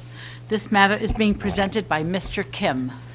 Thank you. Good morning, Chair Cohen and honorable members. I am Peter Kim, BOE's Chief Communications Officer. As outlined in the memo attached to the agenda, I'll provide a summary of the communications efforts for the 2022 Taxpayer Bill of Rights hearing and improvements made to the BOE website. I will conclude with some highlights of projects the department is currently working on. In collaboration with the Chief of the Taxpayers' Rights Advocate Office, the department implemented a broad communication strategy to inform the public, taxpayers, and stakeholders regarding this year's Taxpayers' Bill of Rights hearing. For this year's hearing, we assembled an outreach toolkit consisting of the flyer, the public service announcement, social media graphics, suggested talking points and e-blast message, an image for use as a web button on external partners' websites, and web links for additional information regarding the hearing. Excuse me. We also expanded our electronic communications by leveraging the Taxpayer Bill of Rights hearing listserv and sending e-blasts to those on that list. In addition, e-blasts were sent to all known email addresses associated with entities filing alcoholic beverage tax returns. Also, for the first time, the BOE website featured a dedicated banner regarding the hearing, along with taxpayers and stakeholders being able to utilize an electronic rather than paper form to submit comments or concerns leading up to the date of the hearing. Finally, in partnership with the TRA office, a modified outreach toolkit was provided to BOE Advisory Council members, statewide taxpayer organizations and associations, and all state legislative offices. Numerous organizations and legislative offices highlighted the hearing on their social media accounts and electronic communications. Members, as you know, the BOE website is a critical tool in communicating and providing essential and up-to-date information to taxpayers and the general public. With the assistance of the California Department of Tax and Fee Administration's Web Services Unit, board member web pages were enhanced to have a more modern look with additional features. The last major update to board member web pages took place in 2019. In addition, the BOE website homepage has been modified to include 3 new graphics under the main banner to highlight the Taxpayer Rights Advocate, Proposition 19, and disaster relief. This will allow visitors to easily find information by making these topics front and center. Also, updates were made to the Proposition 19 webpage to include the Proposition 19 filing requirements checklist, the TRA office information sheets on property tax savings, and other updates in real time. And finally, a new BOE Careers webpage was recently launched to assist with recruitment efforts. Through the board's leadership, a translate button to offer translation to non or limited English-speaking individuals was implemented approximately 4 months ago. The board requested an update, and there were approximately over 900 unique external page views since October 7th. Before I conclude, I wanted to provide a brief look forward. In the coming months, the department will be focused on preparing the agency's fiscal year 2021-22 annual report, updating the State Board of Equalization fact sheet, and since a new board will soon be seated, several forms and publications will also need to be updated. Members, this concludes my report, and I'm available to answer any questions you may have. Thank you. Thank you. Mr. Vasquez. Thank you for your report, Mr. Kim. I just have a question for you. You said that this is the first year you used the TRA's listserv, and you sent 3 e-blasts about the hearing to notify those who subscribed, and you sent 3 e-blasts to all known email addresses for entities filing alcohol beverage tax returns. In addition, this was the first year you featured the TRA hearing with a dedicated banner on your homepage for a whole month, and the first time taxpayers could submit comments and questions electronically rather than paper. All these efforts proved very successful. Because we had a huge turnout, I think it was around 50 people. My question is, can you use these same tools for board work groups or public hearings when we have important issues we need to vet to the public and further input?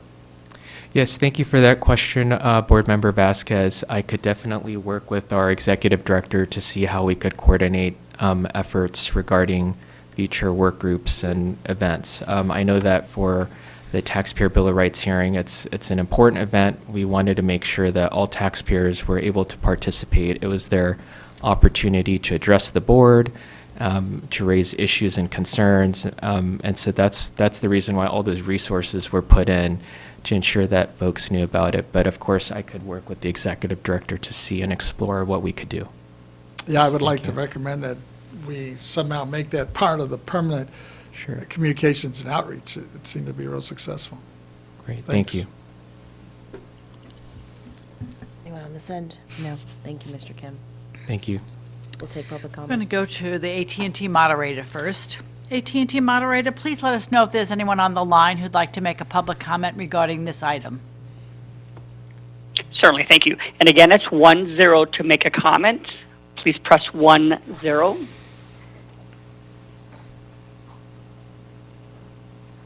And currently nobody in queue. Thank you. All right, thank you. All right. Ms. Cicchetti, next item. The next item on the agenda is Taxpayer Rights Advocate Office Report, K3A, Operational Update. Update on activities of the Taxpayer Rights Advocate's Office, including Proposition 19, education and outreach, and other matters. This matter will be presented by Ms. Thompson. Okay. Good morning, Chair Cohen and honorable board members. I'm Lisa Thompson, Chief of the Taxpayer Rights Advocate Office. I'm here to provide you with an update on the activities of the Taxpayer Rights Advocate Office and also on Proposition 19 and outreach to keep you informed. First, I'd like to share with you some statistics on the number of completed cases by the TRA office last month and provide some insight on the types of those cases.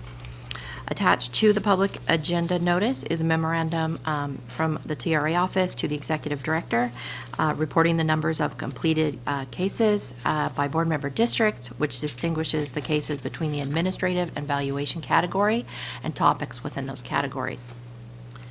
In September 2022, we completed 33 cases. 5 were in Board Member Gaines's district, District 1.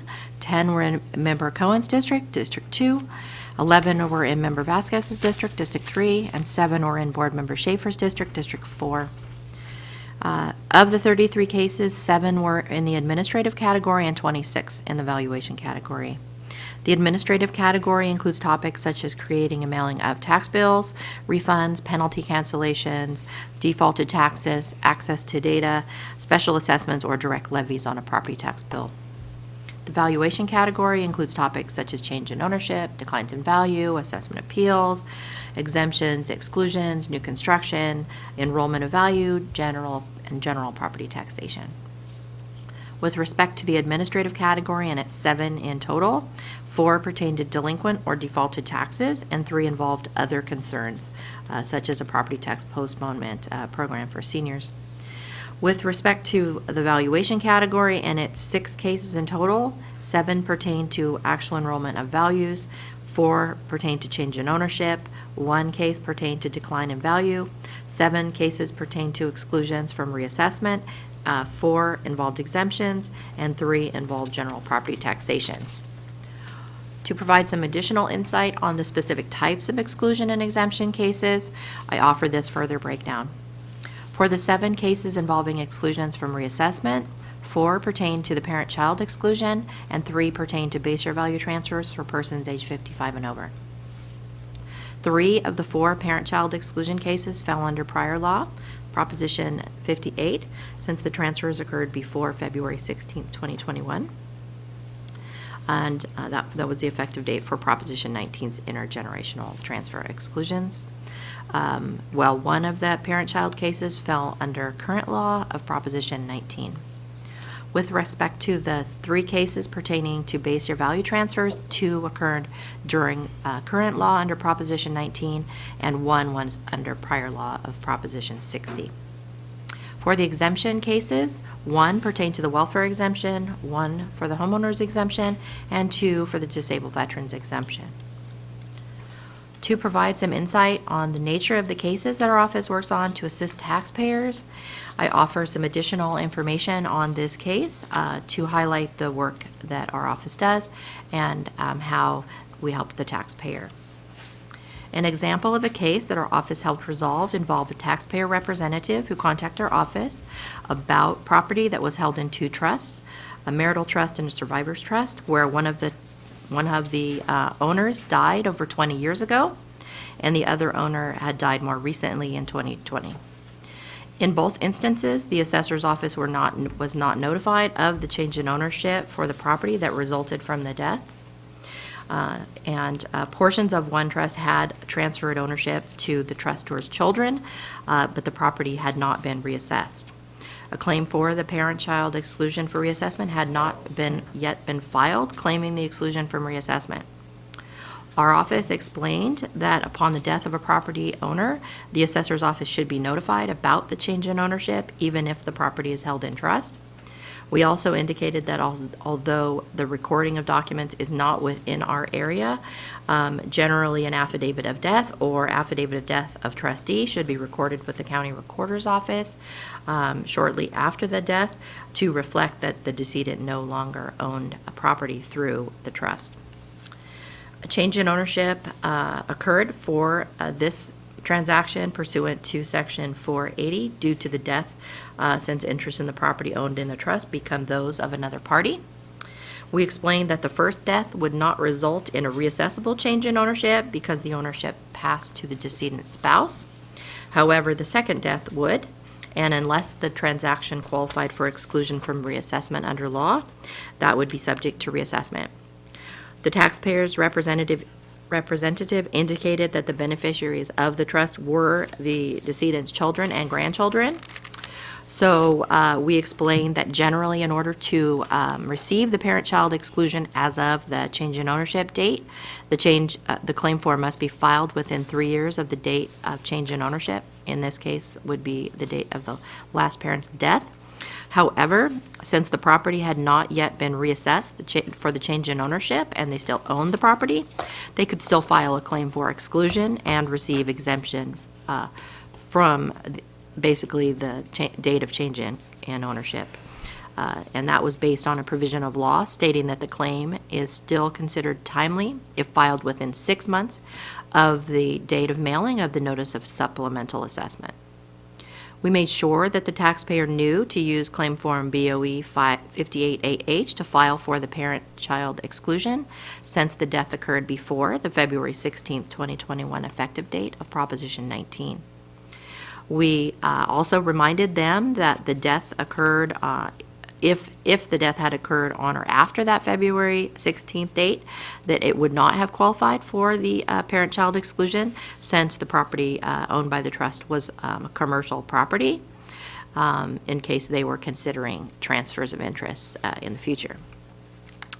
It should be noted that the provision in law where a claim can be filed more than 3 years after the change in ownership date and still be considered timely filed if filed within 6 months of the supplemental or escape notice remains in law today.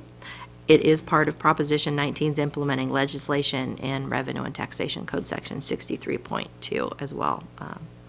So we provided the taxpayer with the copy of the code section allowing for the claim filing beyond the 3 years, and also an LTA from 1994 that discusses the 1993 amendment to Revenue and Taxation Code Section 63.1, which added this provision so they could provide it to the assessor's office. We suggested that they notify the assessor's office of both changes in ownership events and the effect on the ownership interests on the property through those trusts at the same time that they submit a claim for parent-child exclusion on any portion of the interest that transferred to a child of the decedent, and also to write a note on the claim form indicating that it was timely in accordance with LTA 94-21 as the property had not yet been reassessed.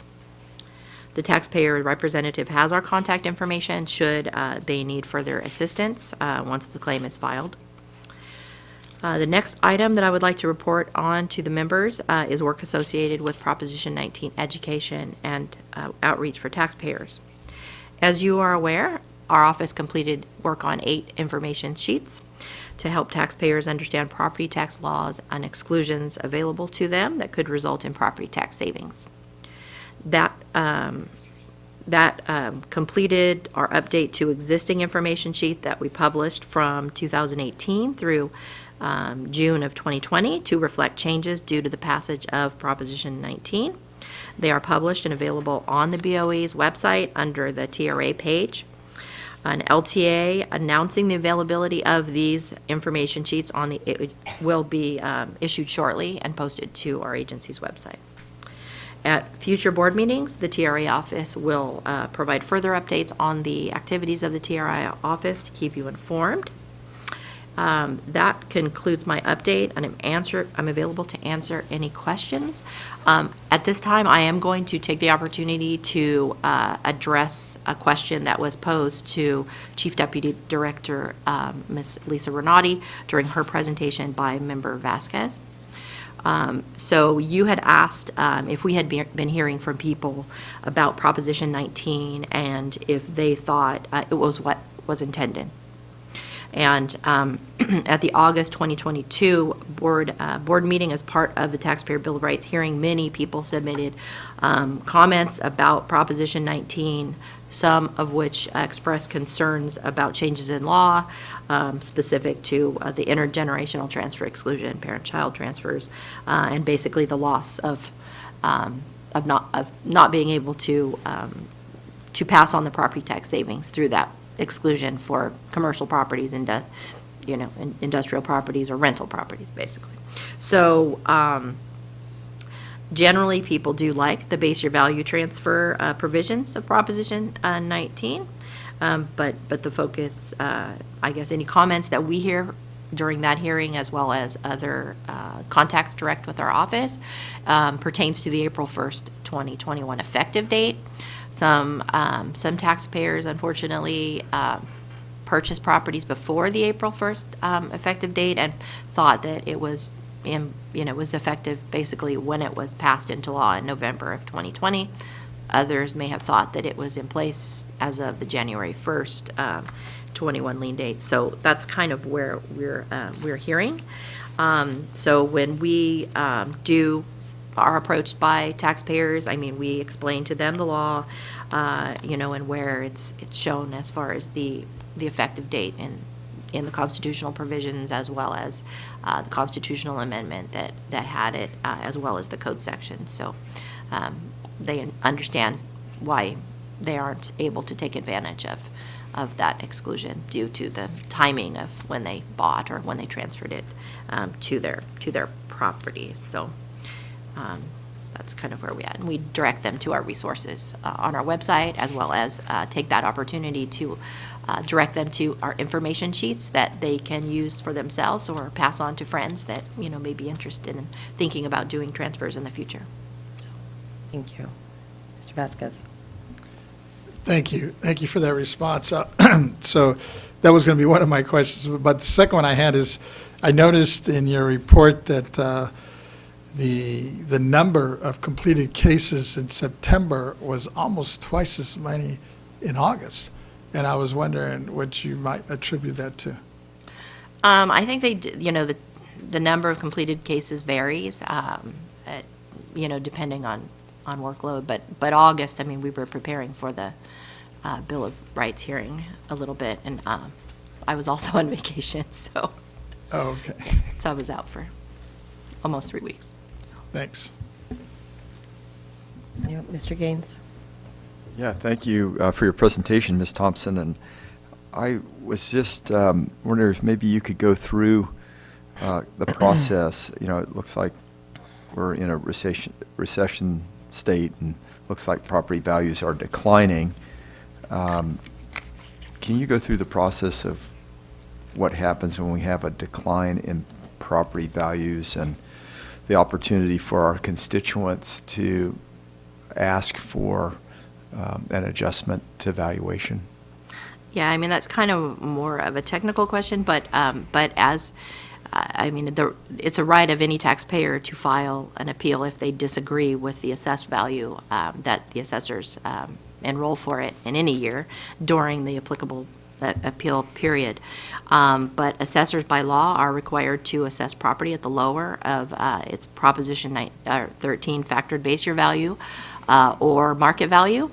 And so taxpayers, if they think their properties have declined lower than what they're being assessed at, then they can certainly contact their assessor's office first. Many assessor's office has information available online about, an ability to make a request for kind of an informal review of their values. They can do that, or they can do the more formal, procedure and file an assessment appeal with the clerk of the board through their assessment appeals board. But that's kind of how that's, how that's going. And it's possible that could happen for, some of the people, particularly that bought in the last few years when the market was higher, then, it might go a little bit lower. But assessors are, looking at that every year. That's, what they do. Can the county assessor take action that would impact all property taxpayers? I can't really address how they do that, but I think they have mass kind of, systems where they look at different areas, that have been reduced. Okay. I can't really, address that, but they have tools to do that with. I'm aware of that. Okay. Through the chair? Yes. Would it be, could I ask for Ernie Dronenberg to come forward just to provide some clarity from an assessor's standpoint? Sure. Mr. Dronenberg, please come down.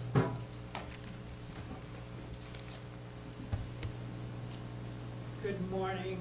Wait, wait, save your remarks for the mic. Okay. So we can make sure we can capture it. Please sit Get a down and have chair. sit down Sit there. wherever you want. There you go. Thank you.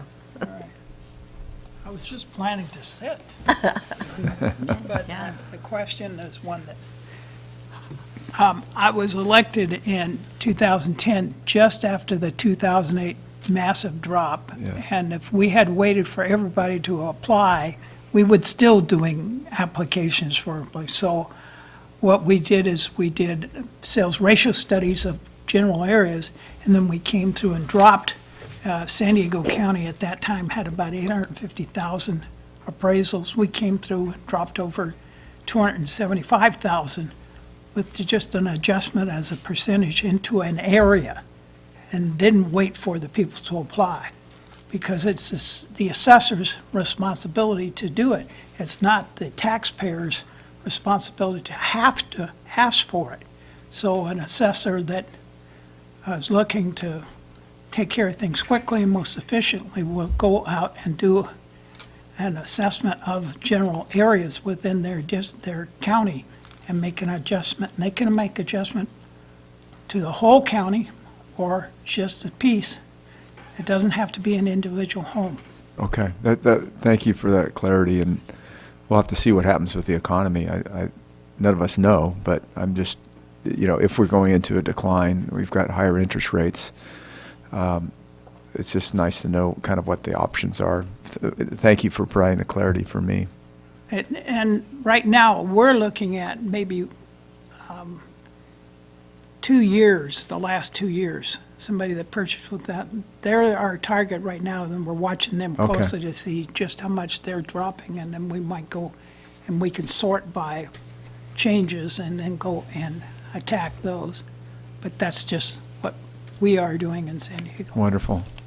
Thank you, Mr. Dronenberg, and for your service as county assessor in San Diego. Are there any other questions? I appreciate your support, Ms. Thompson. Thank you. It's actually very helpful to know where taxpayers are feeling the pinch, what their questions are, and how we can better serve them. Let's go to public comment. AT&T moderator, please let us know if there's anyone on the line who would like to make a public comment regarding this matter. If you'd like to make a comment, please press the 1 followed by the 0. 1-0 for any public comments. One moment, please.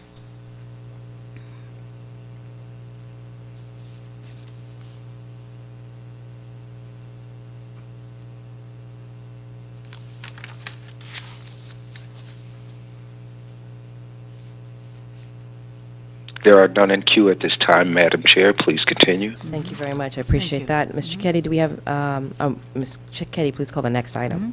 The next item is Chief Counsel Report, K4A, Legal Workload Quarterly Report, general discussion on the legal department's workload of the last 3 months.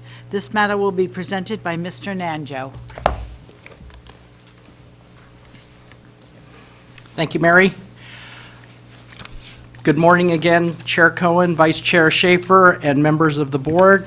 Henry Nanjo, Chief Counsel, and I'm providing my quarterly update to the board as to what happened in the third quarter of 2022 for the legal team. First of all, I want to thank my team for their contribution and efforts in the third quarter. We currently have 2 vacancies in which we are working towards filling in the fourth quarter and the beginning of the first quarter of 2023. One of them was created by the promotion of Ms. Himovitz, and the other one was one of our attorneys decided to take another position, so we have those 2 vacancies. Now, onto the legal department's workload. We began our 2022 state-assessed appeals season in the third quarter with 19 petitions this year. We have filed 18 briefs with SAPD and Board Proceedings Division, and staff will be holding our appeals conferences and oral hearings in the fourth quarter. As far as litigation, in the litigation area, as you know, we provide confidential monthly written litigation reports to the board, as well as providing appropriate public updates to our website on the BOE's public litigation roster. As you are aware, during the third quarter, the lawsuit with Burlington Northern Santa Fe Railway Company was dismissed, and the BOE's public litigation roster has been updated as of this month. Regarding the lawsuit with La Paloma, the reply brief was filed on October 7th, and the oral argument has been moved to December 16th, 2022. We continue to closely monitor and handle the board's litigation cases, and will continue to keep you informed and updated as to any developments, either in closed session or via the confidential memorandum as appropriate. In the area of Public Record Act or public disclosure requests, in the third quarter, we had 55 completed PRA disclosure inquiries. The work in this area is steady and ongoing. We do note that the workload is dependent upon the volume of public inquiries, and we expect work in this category to continue in the fourth quarter as public inquiries come in. In the area of administration and support of the Board Proceedings Department and Executive Office, members, as you'll recall, administrative assignments are typically requested by the Board Proceedings Division or Exec Office covering various administrative or board meeting-related issues. In the last quarter, we had 2 such assignments which we have completed. We continue to provide support to Board Proceedings Division and in the Executive Office on smaller matters as necessary. In the area of publications review, the legal department completed 29 legal reviews in the third quarter. These publications include items originated from the property tax and communication departments as well as other agency publications. We expect work in this category to continue in the fourth quarter as well. In the area of regulations, in the third quarter, as you know, we completed the rulemaking for 2 property tax rules and BOE's conflict of interest rule. We completed Regulation 301, Definition and General Principles.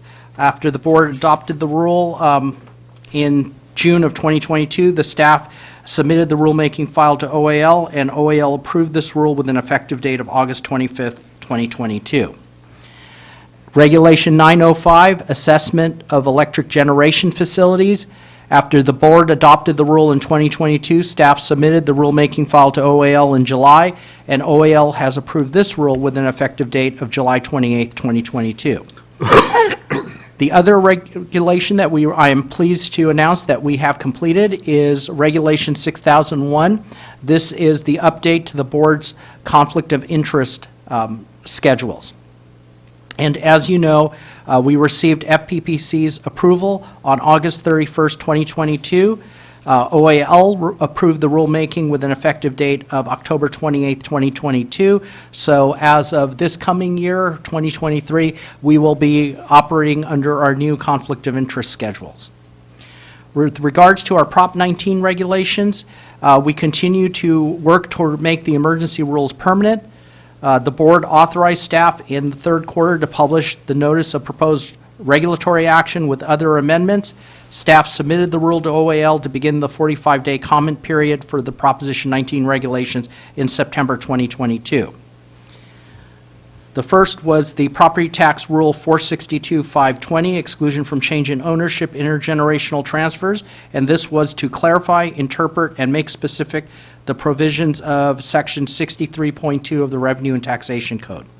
The second was the Property Tax Rule 462-540, change in ownership base year value transfers, to clarify, interpret, and make specific provisions of Revenue and Taxation Code 69.6. Both rules will remain effective until January 18th. Both emergency rules will be effective until January 18th, 2023. We anticipate bringing the rules before the board at the November meeting to begin the official process to make the emergency rules permanent. As we are entering the year-end quarter, I would like to update you on BOE's progress on our 2022 rulemaking calendar. There is one remaining rule on the 2022 rulemaking calendar, and that's Property Tax Rule 192, Property Tax Audit Selection. The proposed amendments to Rule 192 would clarify, interpret, and make specific the statutory changes to Revenue and Taxation Code 469. Staff anticipates making progress on this rule in the late quarter this year, awaiting an interested parties' notice to assessors for comments before beginning the rulemaking process. This may delay the rulemaking process, which will result in this rule being added to the 2023 rulemaking calendar. As you may figure, the last quarter of the year is not an opportune time to have an interested parties process, so we may push that off a little bit to get better participation. Finally, members, for the third quarter, the legal department issued a total of 9 legal opinions and memos, which include property tax technical advice opinions, internal and board meeting related chief counsel memoranda. We expect work in this category to continue in the fourth quarter as inquiries come in. In closing, I want to again extend my gratitude to the team for their outstanding work in the third quarter, especially given the fact that there's this state assessed appeal season going on, and my attorneys are very much involved in that as well. Members, this concludes my report. I'm available to answer any questions. Thank you. Thank you for that, Mr. Vasquez. Thank you for your report, Mr. Najo. I just have a couple questions on the possessory interest opinion your department issued on October 11th to several assessors, including Mr. Prang. Your opinion states that the individual rental units in a public housing project owned by a JPA or local government are taxable possessory interest, and they do not qualify for the welfare exemption because there is no statute or constitutional law exempting them. But then you go on to say at the BOE that has issued at least 2 prior legal opinions advising assessors not to tax units leased to low-income tenants in public housing projects. Since they and many other entities have relied on our opinions for the past 27 years, first, would it be best practice for the BOE and the assessors to seek legislation confirming this? And then second, are we at risk if someone said that they are entitled to the exemption for units rented to people who are above the low income level of Section 214, since the exemption doesn't really apply here?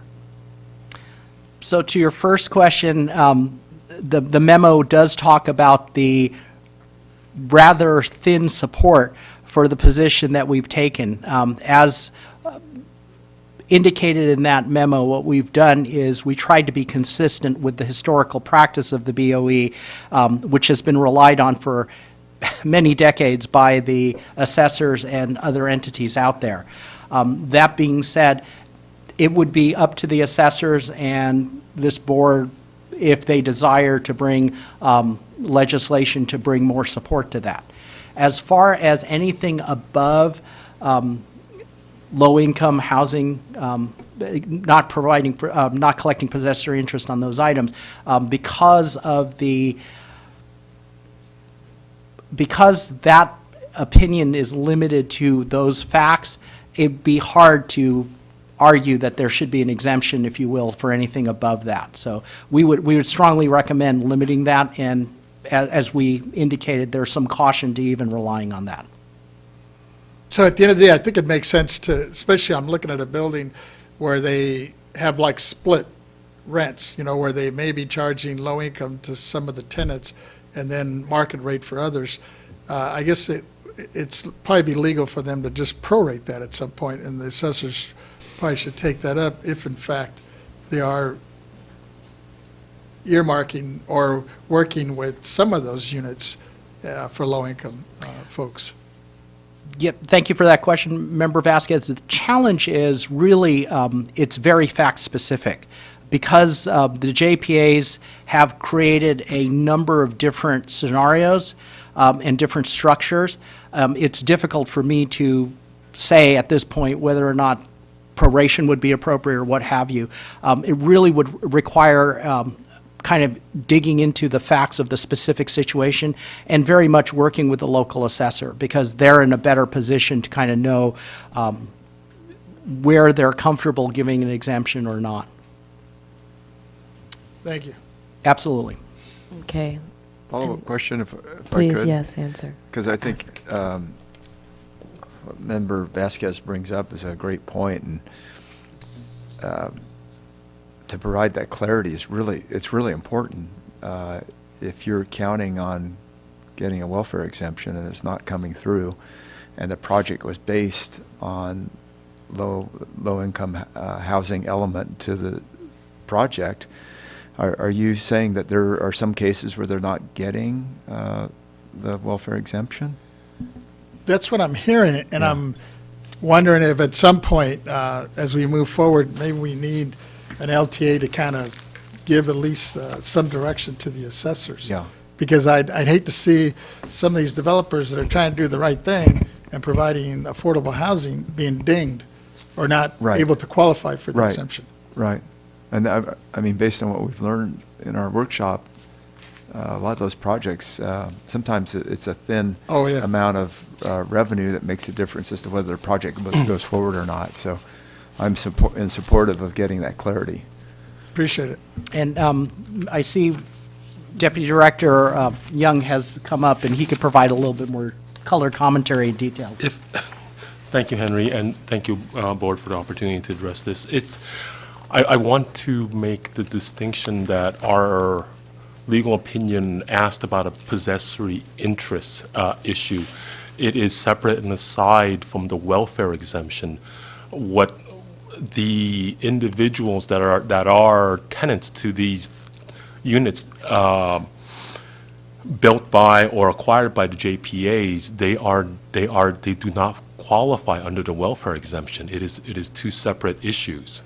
So you are correct. There is not a whole lot of clarity here for not assessing a PI to a low-income tenant in one of these projects, but it is not a welfare issue. Mr. Nanjo nailed it and had it. It is actually addressed in the opinion that for clarity, legislation would probably be needed in order to settle these issues. Can I get a question of clarification, if I could? Yes. What is the possessory interest in that particular case? The possessory interest is a tax on a private individual's use of publicly owned property, real property. So if you use either a terminal in an airport, you are a rental car Okay. concessionaire, Okay. your private use of that is taxable. And the same concept applies to somebody who lives in government-owned property, be it a cabin in a national forest or in some cases, it is also applicable to somebody who lives in public housing or low-income housing. In that case, our board, the BOE, has a long history of saying that type of possession, where it's a low-income tenant living in a public housing unit, there should not be an assessment to the tenant themselves. The person who lives there should not get a tax bill. Okay. So it's a little And is Mr. Vasquez's question in reference to the tax credit to the owner or developer or whoever? Yeah, okay. Yeah. Yeah, I think it needs to be clarified, and, I mean, from a policy standpoint, you need that clarified so you can get the housing built. Yeah. Yeah, and as I indicated, Member Gaines and Member Vasquez, with the chair's indulgence, the legal opinion of the legal department is very tied to a specific factual situation which was presented to us. The other thing is, our legal opinions do not have the force and effect of law. They are just advisory. Okay. So statutory law is controlling, and part of the challenge here is, as I mentioned to Member Vasquez, is a lot of these, the JPAs, these types of projects have a variety of different factual situations and various structures, and that very much makes a difference. So Let me interject here real quick. So colleagues, we actually had placed the issue, the possessory interest issue on the agenda for tomorrow to allow for meaningful discussion. And that's just because of the day is going to be long tomorrow. So I took it off the agenda to allow the discussion to occur at the November board meeting. So it is definitely coming. Okay. And so that by doing so, in November, we will be able to hear from all the stakeholders on this timely matter. There are a lot of people that want to engage with us on this topic. And so I want to temper the conversation today, reserve it for when it's noticed, which is in November. That will also allow our staff very adequate time to be prepared to present information to us, to answer all of our questions, but more importantly, take public comment and listen to our stakeholders. So I believe that the discussion in November will be very helpful in guiding this conversation. Now, with that said, I see Mr. Dronenberg has found his way back up to the dais, and we'll make sure I want to be able to recognize him if he's got any comments that he wants Well, to give. just quickly clarify, it's important that for that meeting that you understand exemptions versus, which is based on, exemption is based on use, whereas what we're talking about, a possessory interest, is based on ownership. And whereas the welfare exemption and the college exemption, those are all use-based. And this is an exemption based on ownership. And what's a big problem in confusion is that there's too many names out there. There's low income, there's moderate income, there's workforce income, and there's high income. But the only one that anything's been written about is low income, and there's a court case on that, and you've got annotation on that. That one is not really in a lot of doubt. Everybody understands that one. But everybody else is trying to say, well, I've got moderate income housing, and that's what city councils want because they get points for that. It doesn't have to be low income get points. It's creating housing, and so they get it for moderate income. And some of these developers are coming in and trying to get an exemption from the PI based on the fact that it's being used for housing, and there's a confusion in that. So a definition of the terms would be very helpful when you start to consider this. You'll be miles ahead of everybody else in the room. No, I appreciate it. I think you're hitting it on the nail because that's one of the issues we have specifically in Santa Monica, and you probably have it in some other areas in the state, where folks, like you mentioned, just because they're providing housing, they think they should get an exemption. And I disagree with that because it's not really meeting the needs of the affordable housing crisis that we're in. Right. Matter of fact, we have an abundance of high-end housing in Santa Monica that's vacant because they're trying to get $7,000 to $8,000 a month. I mean, and we shouldn't be providing an exemption or a tax credit for that. And I think you're hitting on a real good point. And I'm hoping when we bring this back up in November, Madam Chair, that we come up with some definitions and some terminology that we all agree upon. So moving forward, especially the development community out there, that I think, they've been going on for the last 27 years based on our opinions. And like Member Gaines mentioned, they put together these financial packets, assuming they're going to get this tax credit. And now we're saying, nope, it's not going to happen. And we need to be careful with that. They've deceived some of these city councils, too. I mean, it's I'm not going to get into your next month's meeting, but I will be here. Appreciate it. we need your input on this because I know you have a lot of history on this. There's a lot of snakes in this pile here. Thank you. Thank you. Mr. Nanjo, is there anything else to your report? No, Chair Cohen, thank you very much. That concludes my report. All right, thank you. I appreciate that. Before we hear from you, Mr. Young, I want to go to Ms. Cicchetti, who's going to do public comment. AT&T moderator, is there anyone on the line who'd like to make a public comment regarding this matter? Thank you. Let me check real quick here. Again, it is 1-0 to make a comment. Please press 1-0 at this time.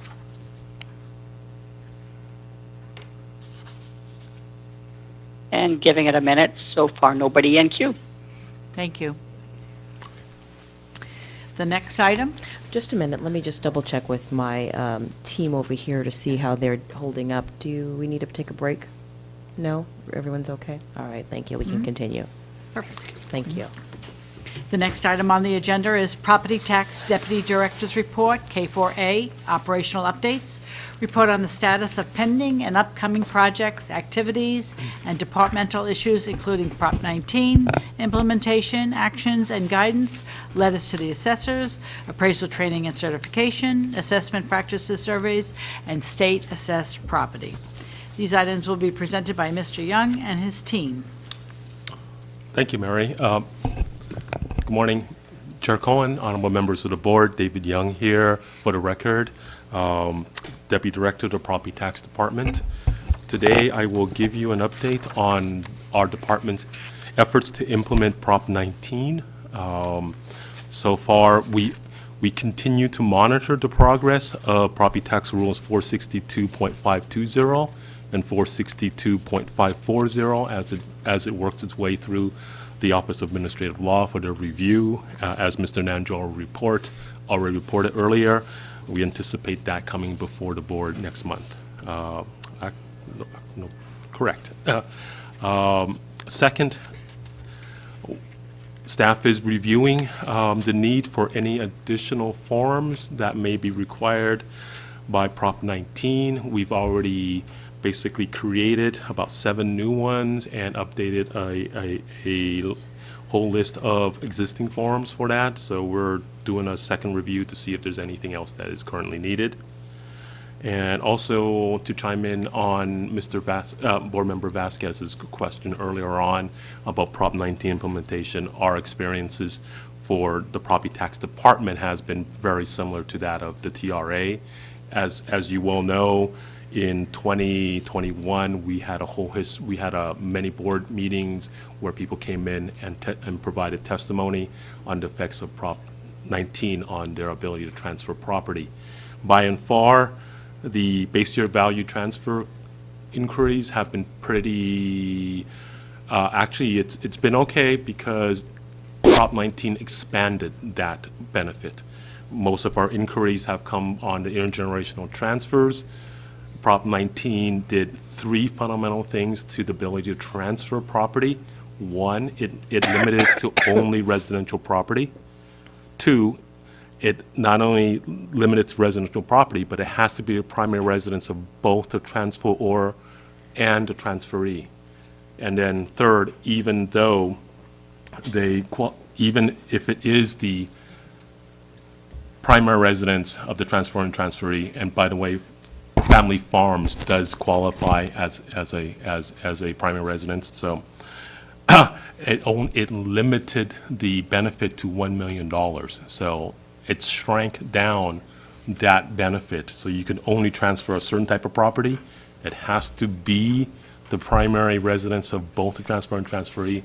And even when you qualify under those conditions, you're limited to basically $1 million above your factor base year value. So it did limit that.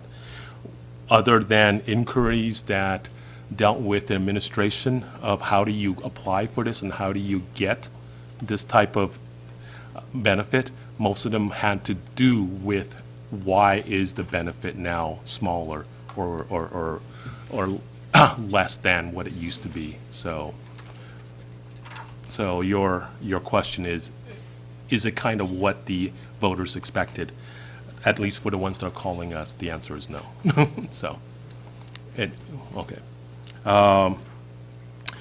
Finally, our efforts in implementing Prop 19, we of course continue to answer questions from stakeholders. We're still getting a very steady workload on that, and we continue our efforts in reviewing our existing guidance. So we're continuously making sure that stuff is current and catching the stuff that is not, and updating that part. Thank you. I do have a question. Of course. I don't know if will know this answer. It may be a little out of your lane. Okay. But when Proposition 19 was advertised to voters, it was advertised a steady revenue for firefighters. I'm wondering, do we know what that revenue stream has been for the last year that this legislation has been in operation? I do not have firsthand knowledge of that. Do you know how or where we could capture that information? Well, our partners, the California Department of Tax and Fees, is actually charged with basically keeping a track of the revenue lost from the base year transfer, the expansion of that benefit to all 58 counties, and from basically 1 time to 3 times, the revenue lost from that, and balancing it with the revenue gain from the contraction of the intergenerational transfer. And there is a mechanism in which there is a fund set up to make at least whole or partly in whole for the counties that have lost revenue due to the expansion of the base year transfers. They would probably have the primary information on that, and they report that on a yearly basis, I believe. So, do you know what time of the year they would report this information out? Actually, I do not, but Okay. I can make some inquiries and check. Thank you. I appreciate that. Of course. All right. Pardon the intrusion on your presentation. You can continue. Of course. That actually concludes my presentation on the implementation of Prop 19. I'm available for any questions you may have. Mr. Vasquez? Just a quick one. Of course. Thank you for confirming what I pretty much thought, and what I'm hearing out there in terms of Prop 19, that you're right. I think most of the voters, even organized bodies that were behind this, didn't understand the dynamics of it, the final product that actually came out and was on the ballot. But you kind of touched on the welfare exemption piece. Yes. And how's it going in terms of streamlining that process? I believe I made a report last week on the improvement process. It's been pretty much steady since then. We have seen improvements in both our turnaround time and how complete packages are when we actually receive them. And both of those have been pivotal in our ability to actually turn around and review and approve, or in some cases deny, these types of applications. The other thing that has been immensely helpful that Ms. Renati, our Chief Deputy Director, has touched on also is we are now getting to the point where we are more staffed than we have been in recent history. And the synergy of a better review and approval process, better completed and accurate applications, and basically more hands and eyes to review and to work these have actually been very productive for the department. What do you see the next steps in that process in terms of streamlining this thing? Wow, the next steps, of course, as we hired folks, Right. that our next improvements will probably be from the training of staff in their ability to learn, execute, review these things a little bit more.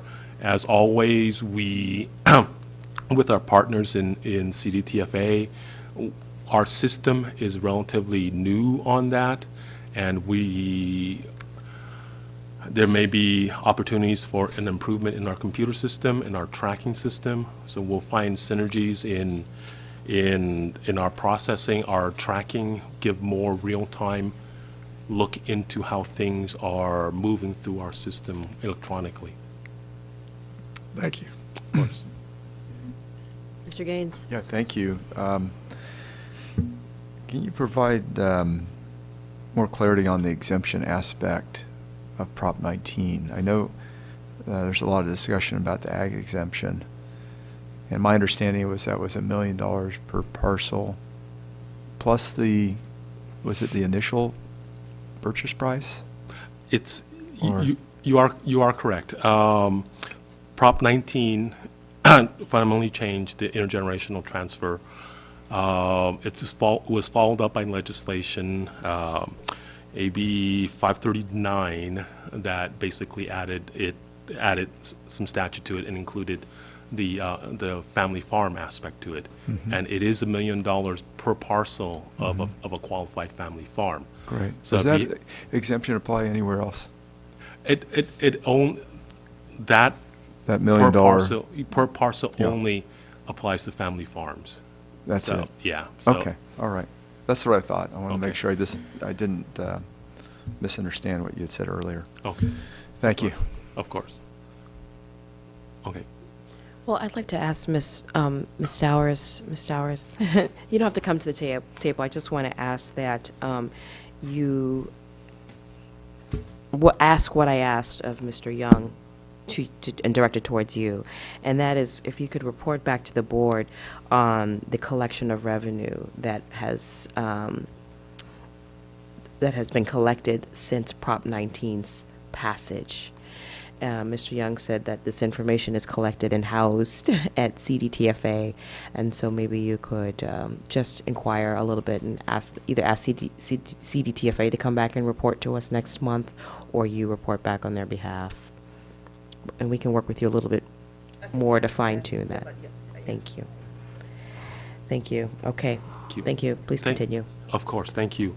So before I turn it over for the next two presentations to Ms. Lumsden, I would like to recognize on behalf of the Property Tax Department her valuable contributions over the last 14 years she's been with the department. So her contributions have been tremendous, especially in the last several years, where she's played a pivotal role in basically restructuring the property tax department CAPD.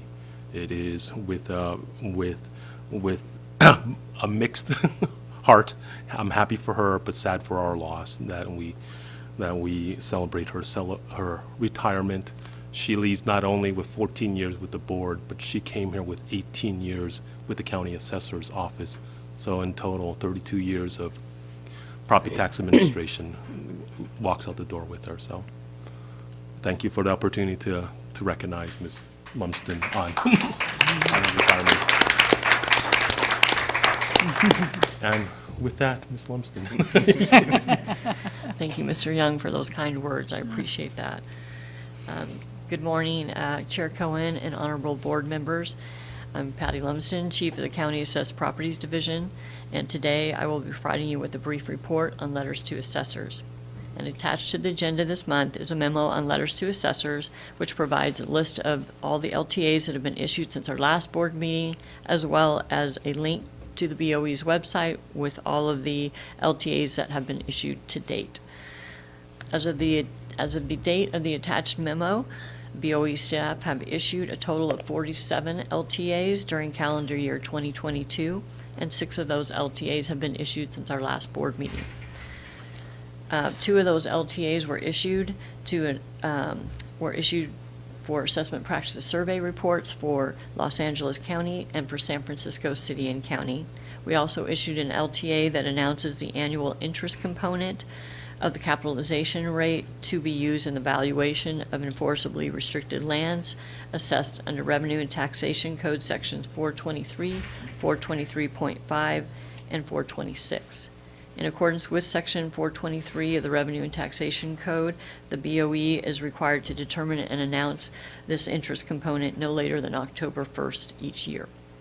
We also issued another LTA announcing the annual interest component of the capitalization rate to be used in the valuation of qualified historical properties as specified under Revenue and Taxation Code Sections 439 through 439.4. Revenue and Taxation Code Section 439.2 requires the Board of Equalization to annually determine and announce this interest component no later than October 1st each year.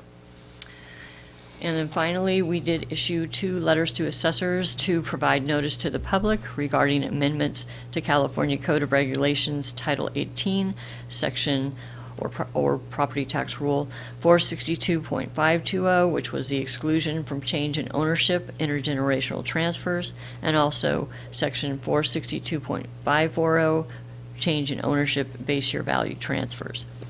As Mr. Young mentioned previously, the Office of Administrative Law posted the amendments on its website on September 30th, 2022, which began the 45-day comment period. A public hearing regarding the proposed regulatory actions will be held at 10 a.m. on November 17th, 2022. Interested parties may present or submit oral or written statements, arguments, or contentions at the hearing regarding the adoption of these 2 property tax rules. Copies of the notices were also attached to those LTAs.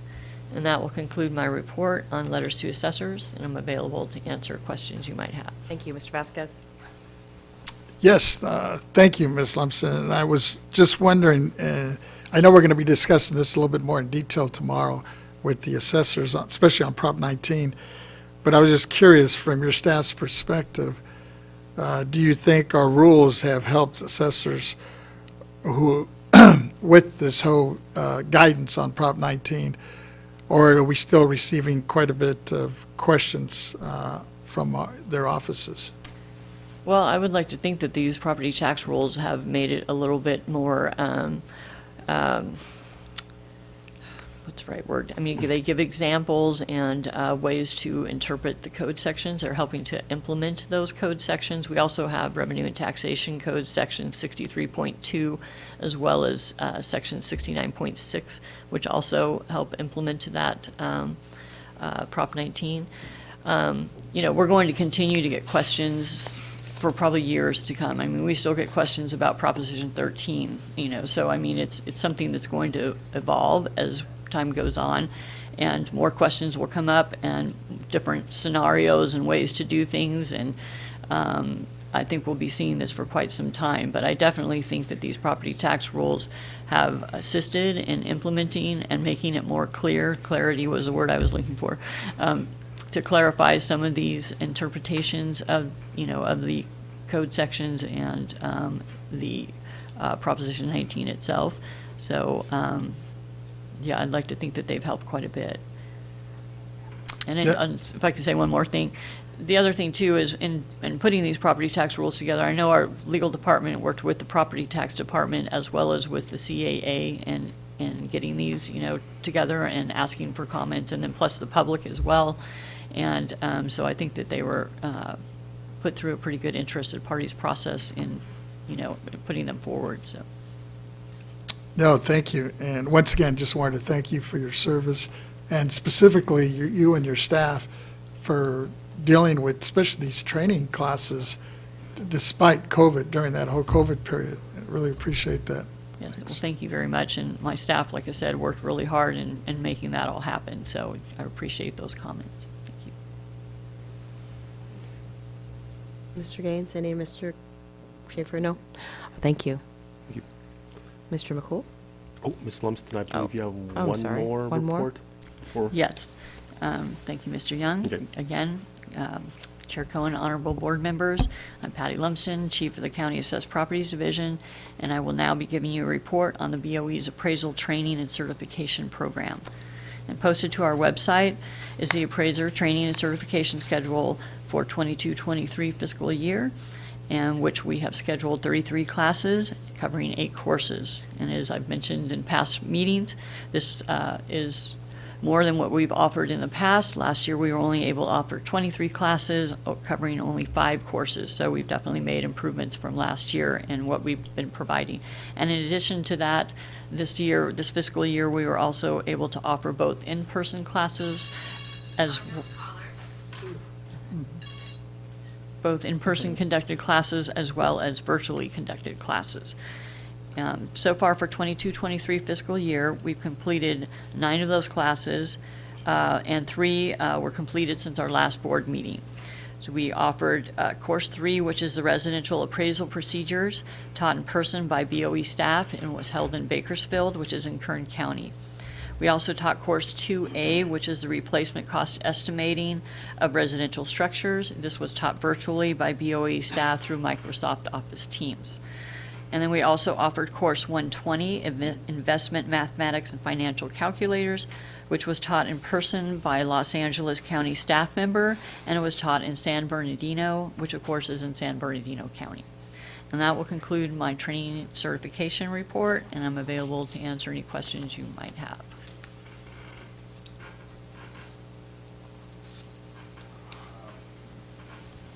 Ms. Lumsden, you said you just had courses in San Bernardino County. Mm-hmm. All the others were in Sacramento? We held one in Bakersfield, which is in Kern County, and we've had some other ones offer previously. One was in Alameda County in Oakland, and then the other one was in San Diego County, held in San Diego. The ones we have in, most of them would be held here in Sacramento. No, actually, we do try to spread them out throughout the state, trying to pick locations where we think we can touch, several different counties so that it's not so expensive to send their staff to, is kind of our goal. Do the people attending here in Sacramento, are they all local, or do some come from Santa Clara or different places? Mostly it's local, but they do come from other areas that are, semi-close by. But I mean, they can send them from wherever throughout the state. It just depends. And typically, I found that our BOE offered location does tend to receive several counties, whereas some of the other locations that we pick out probably only reach out to probably, I want to say, like 3 to 4 counties at a time. And so it just depends. It really depends on the timing and the availability of the assessor staff to be able to attend those courses. That was a very fine report, and I appreciate the way you've handled it. Thank you. I appreciate that. Yeah, can you clarify how many classes are being offered this year? So for fiscal year, because we actually do our Fiscal, classes on yeah, a fiscal fiscal, year. I just want to yeah. make sure. Thank We're you. offering 33 classes, and they cover 8 different courses. Yeah, that's great. And it was 23 last year. Yes, 23 last year, and 5 covering 5 different courses. And do we know how many classes we've offered historically on a per-year basis? Well, I do have some data I presented at some of our other board meetings that we've had. And these statistics that I do happen to have with me are based upon a calendar year. So it's a little bit different, but so far in 2022, the calendar year 2022, which of course is not over yet, we've already taught 18 classes and to 511 students. 17 of those were taught by BOE instructors.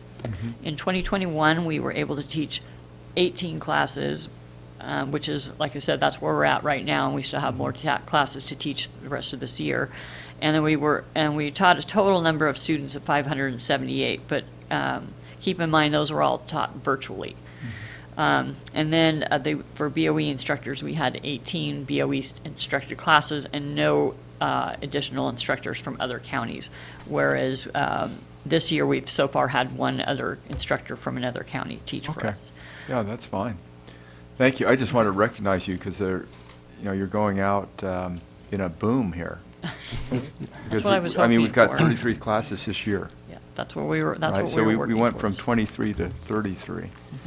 And we've been talking about trying to make sure we're reaching out to our county assessors and their staff. I mean, that's been an issue and a complaint when I was first elected, and yet we're seeing this great progress. So I just wanted to recognize you and thank you for all that effort. Thank you. I want to actually add to that. Our 33 classes in one fiscal year it's been a high point for BOE for as far as I've been here. So historically, for 22 years, it's pretty much a high point. Wonderful. So yes, thank you, Patty. Wonderful. Thank you. Thank you. So she's entitled to like a batting crown, or what was that? I'll have one made. Okay, thank you. With that, Mr. McCool, I believe you're up next. Then. Yes, thank you. Good morning again, Chair Cohen and honorable members. My name is Jack McCool, Chief of the State Assessed Properties Division. Today, I will provide a short update on the status of ongoing work in our division. As you all know, SAPD staff have worked diligently on state assessed appeals the last few months. Earlier today, the board adopted joint recommendations for 8 petitions, including several penalty abatement requests. The first round of appeals conferences also took place recently, and our staff have spent a considerable amount of time preparing for those conferences. Additional appeals conferences will be held in November. In addition to our continued work on appeals, SAPD staff have also been preparing to mail the annual private railroad car tax bills to all private railroad car assessees. These bills reflect the private railroad car roll that the board adopted in July. The bills were prepared and mailed late last week ahead of the statutory deadline. The tax is due on December 10th, and the revenue collected from the tax goes to the state's general fund. That concludes my report, and I'm available to answer any questions. Thank you. Thank you. Are there any questions for Mr. McCool? Thank you. Thank you. That concludes our report. Great, let's public comment. Gotcha, the AT&T moderator. AT&T moderator, can you please let us know if there's anyone on the line who would like to make a public comment regarding this item? Certainly, thank you. And again, it's 10 to make a comment. Again, please press 10 on your telephone keypad.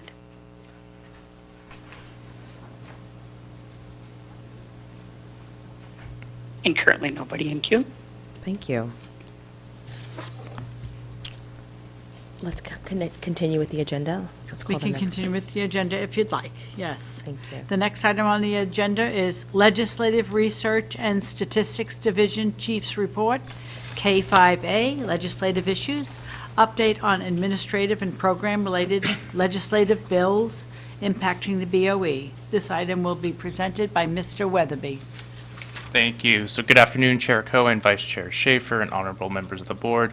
This is Dustin Weatherby, Chief of the Legislative Research and Statistics Division. So attached to the PAN is a summary on final actions on legislation affecting the Board of Equalization this legislative year. The first bill is Assembly Bill 1933 by Assemblymember Friedman, which was signed by the governor on September 28th, which provides a property tax welfare exemption for lien dates occurring on or after January 1st, 2023 and before January 1st, 2028, if that property is owned and operated by a nonprofit corporation and is organized and operated for the specific and primary purpose of building and rehabilitating single or multi-family residential units. Some or all of these units must be owner-occupied and sold only to and purchased by first-time home buyers that are low income.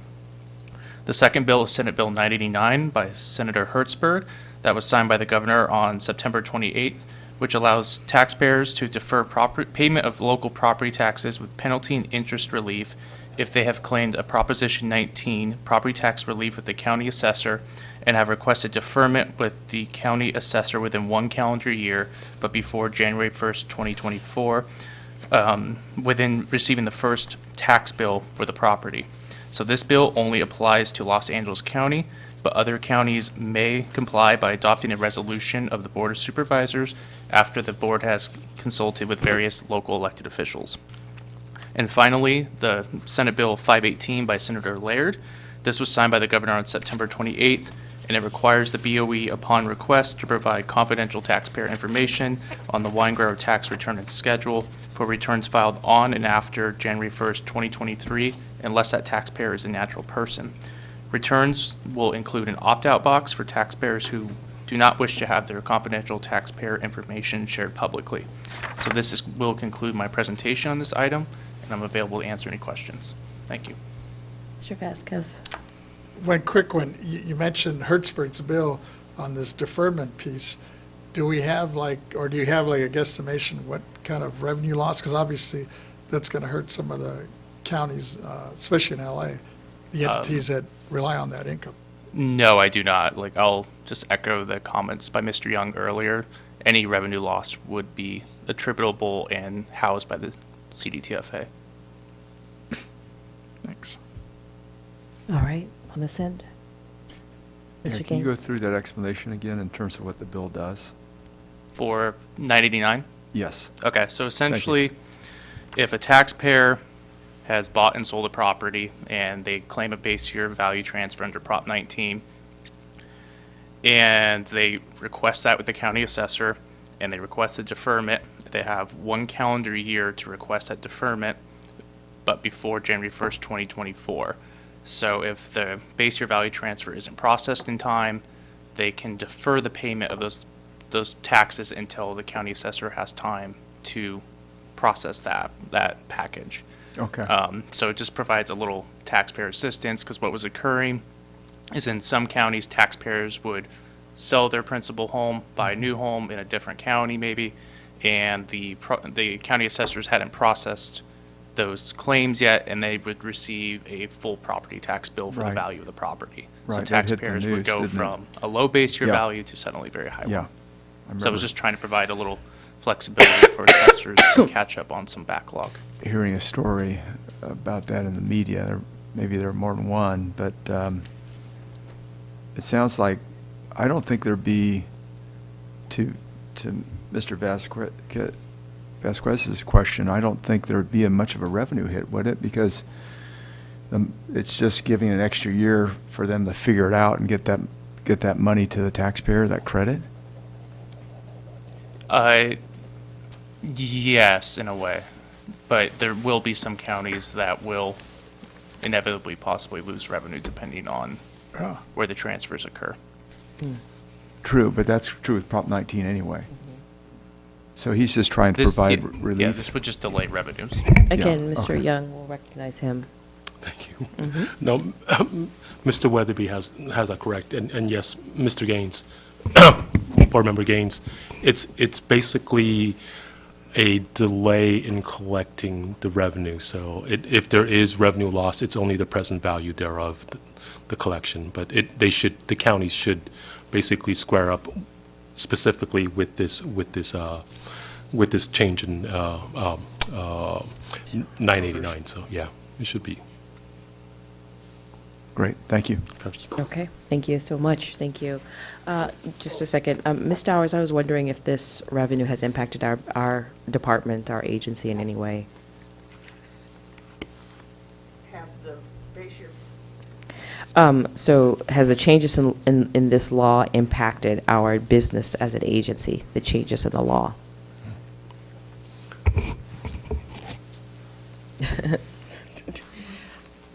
Has the changes in the law as respect to Prop 19 or Yes. the Hirschberg bill? Prop 19? Well, I mean, both, they're companion, so, Well, as far as Prop 19, absolutely, we've spent a great deal of time implementing it. And we use personnel service years to do it, so, yes. okay. The bill, no, because that's the workload of the county assessor. It's their job to determine the base year value calculation and send the supplemental bill if necessary. So that's not our work, no impact to BOE. Thank you.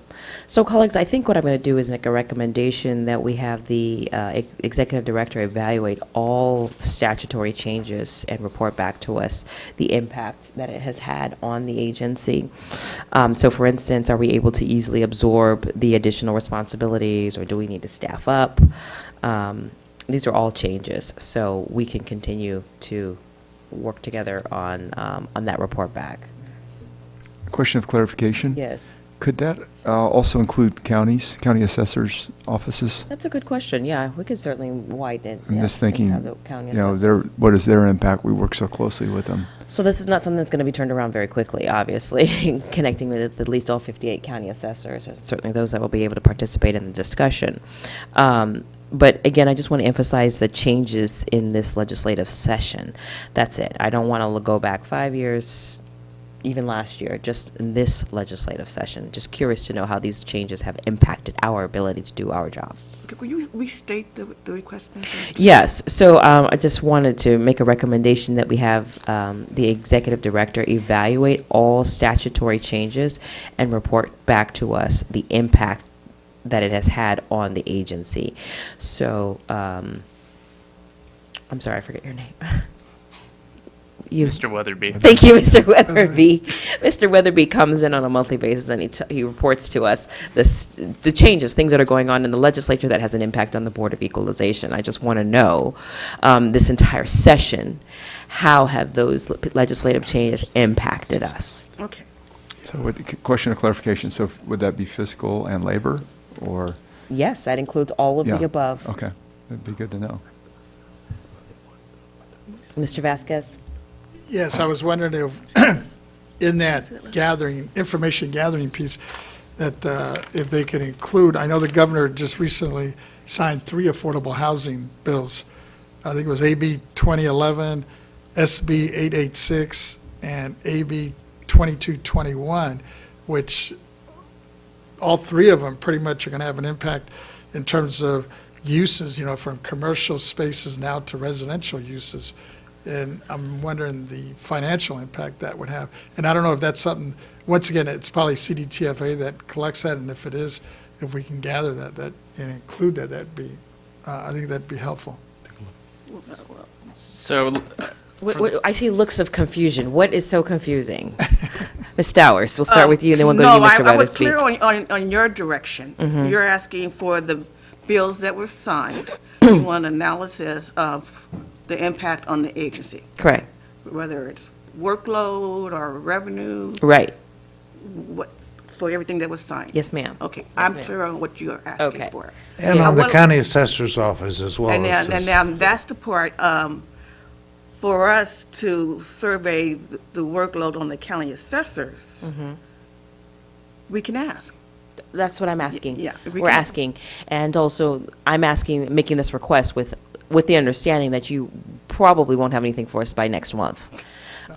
Because it's going to take some time to talk to the assessors and to assess. Now it's Mr. Gaines' request that is asked for the assessors to be included in this. Mr. Gaines, do you have any further other? Yeah, my thinking was, could we have the president of the association, could they give us an update in terms of what the impact is? I'm thinking specifically of Prop 19. because their impact, I think, is much more heavy than our impact. And it'd be nice to just have an update in terms of how they're dealing with that. Okay. I mean, they're tracking property that's changing hands. I mean, that's going to involve, I think they're going to have to hire a lot more staff. And it'd be nice for us to just be in tune with that as the BOE. I could check with them, and perhaps that's something that we can discuss tomorrow, since Prop 19 is on The agenda. Great. Wonderful. If I may. Yeah, say. thank you. Mr. Weathersby, did you have questions or? Well, I was going to answer Board Member Vasquez's question Please on do. several of those bills. So any of the bills that do not directly affect the welfare exemption when it comes to low income or affordable housing, the BOE doesn't track. So I couldn't give you any information on what the potential revenue impacts are for those bills. Depending on how the bills are written and whether it's a low-income housing tax credit versus other issues, that's other state agencies that administer those bills. So if it's under the jurisdiction of the Housing and Community Development Agency, the information may be available on their website. Thank you. Mr. Young, anything you want to add? I'm good, thank you. Okay, no problem. All right, Mr. Gaines. I'm wondering if maybe that would help if you get an analysis through the legislature. So they'll do committee analysis on legislation, and they might be able to provide the information you're looking at because they're supposed to look at it fiscally too. No, I think that would be helpful, yeah. So are you asking Mr. Vasquez to do that? Are you just making a statement? What exactly are you directing Well, I think, Mr. Vasquez, or suggesting Mr. Vasquez? That's a great question. Yeah. We could maybe follow up and get those analyses that you could then, Analyses for the legislation that was been passed in the last legislative session that impact the Board of Equalization. Yeah. Mr. Weathersby, is that something that Because we don't have the data, but they do a bill analysis, right? Well, On their- let's do this. We So- have made our requests known. Ms. Stowers, you and I, we can work together. And if you want to keep me out of it, just because of Bagley Keene, you can work directly with Mr. Gaines on this aspect of the request. It sounds like there's two requests that are happening here. I'm looking for something separate than what Mr. Gaines is looking for. So for the analysis that you're Yeah, that's looking fine. for in the bills and the pieces of Yeah, legislation have been and passed. Member Vasquez. Yeah. Oh, okay. Sure. No, that'd be helpful. I will work with you, Ms. Chair Cohen, Mr. Vasquez. I will follow up with you to get clarification on what you're looking for. Does not appear there's going to be a BOE analysis or impact. As Mr. Weatherby said, it's another agency that's going to be charged with administering the new laws. But let me get clarification on what your ask is. Appreciate it. All right, let's keep moving forward. Let's go. We're going to go to the AT&T moderator before we finish this item. AT&T moderator, please let us know if there's anyone on the line who would like to make a public comment regarding this matter. Thank you. Please press 10 at this time if you'd like to make a public comment. Again, it's 10 at this time.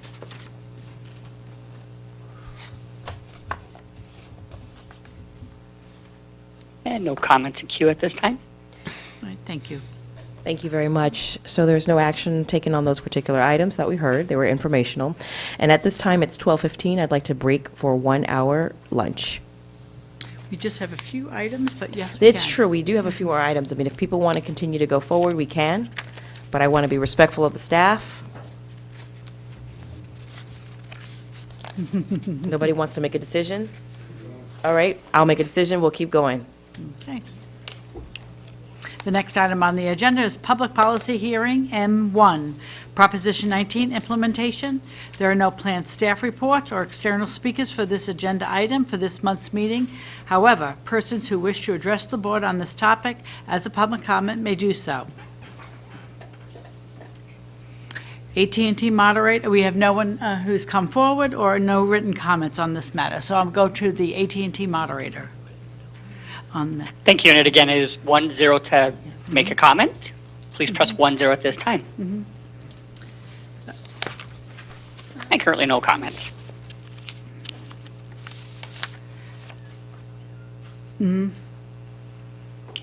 The AT&T moderator, okay, I've already done that. Can I just take one moment? Yes, please, you may.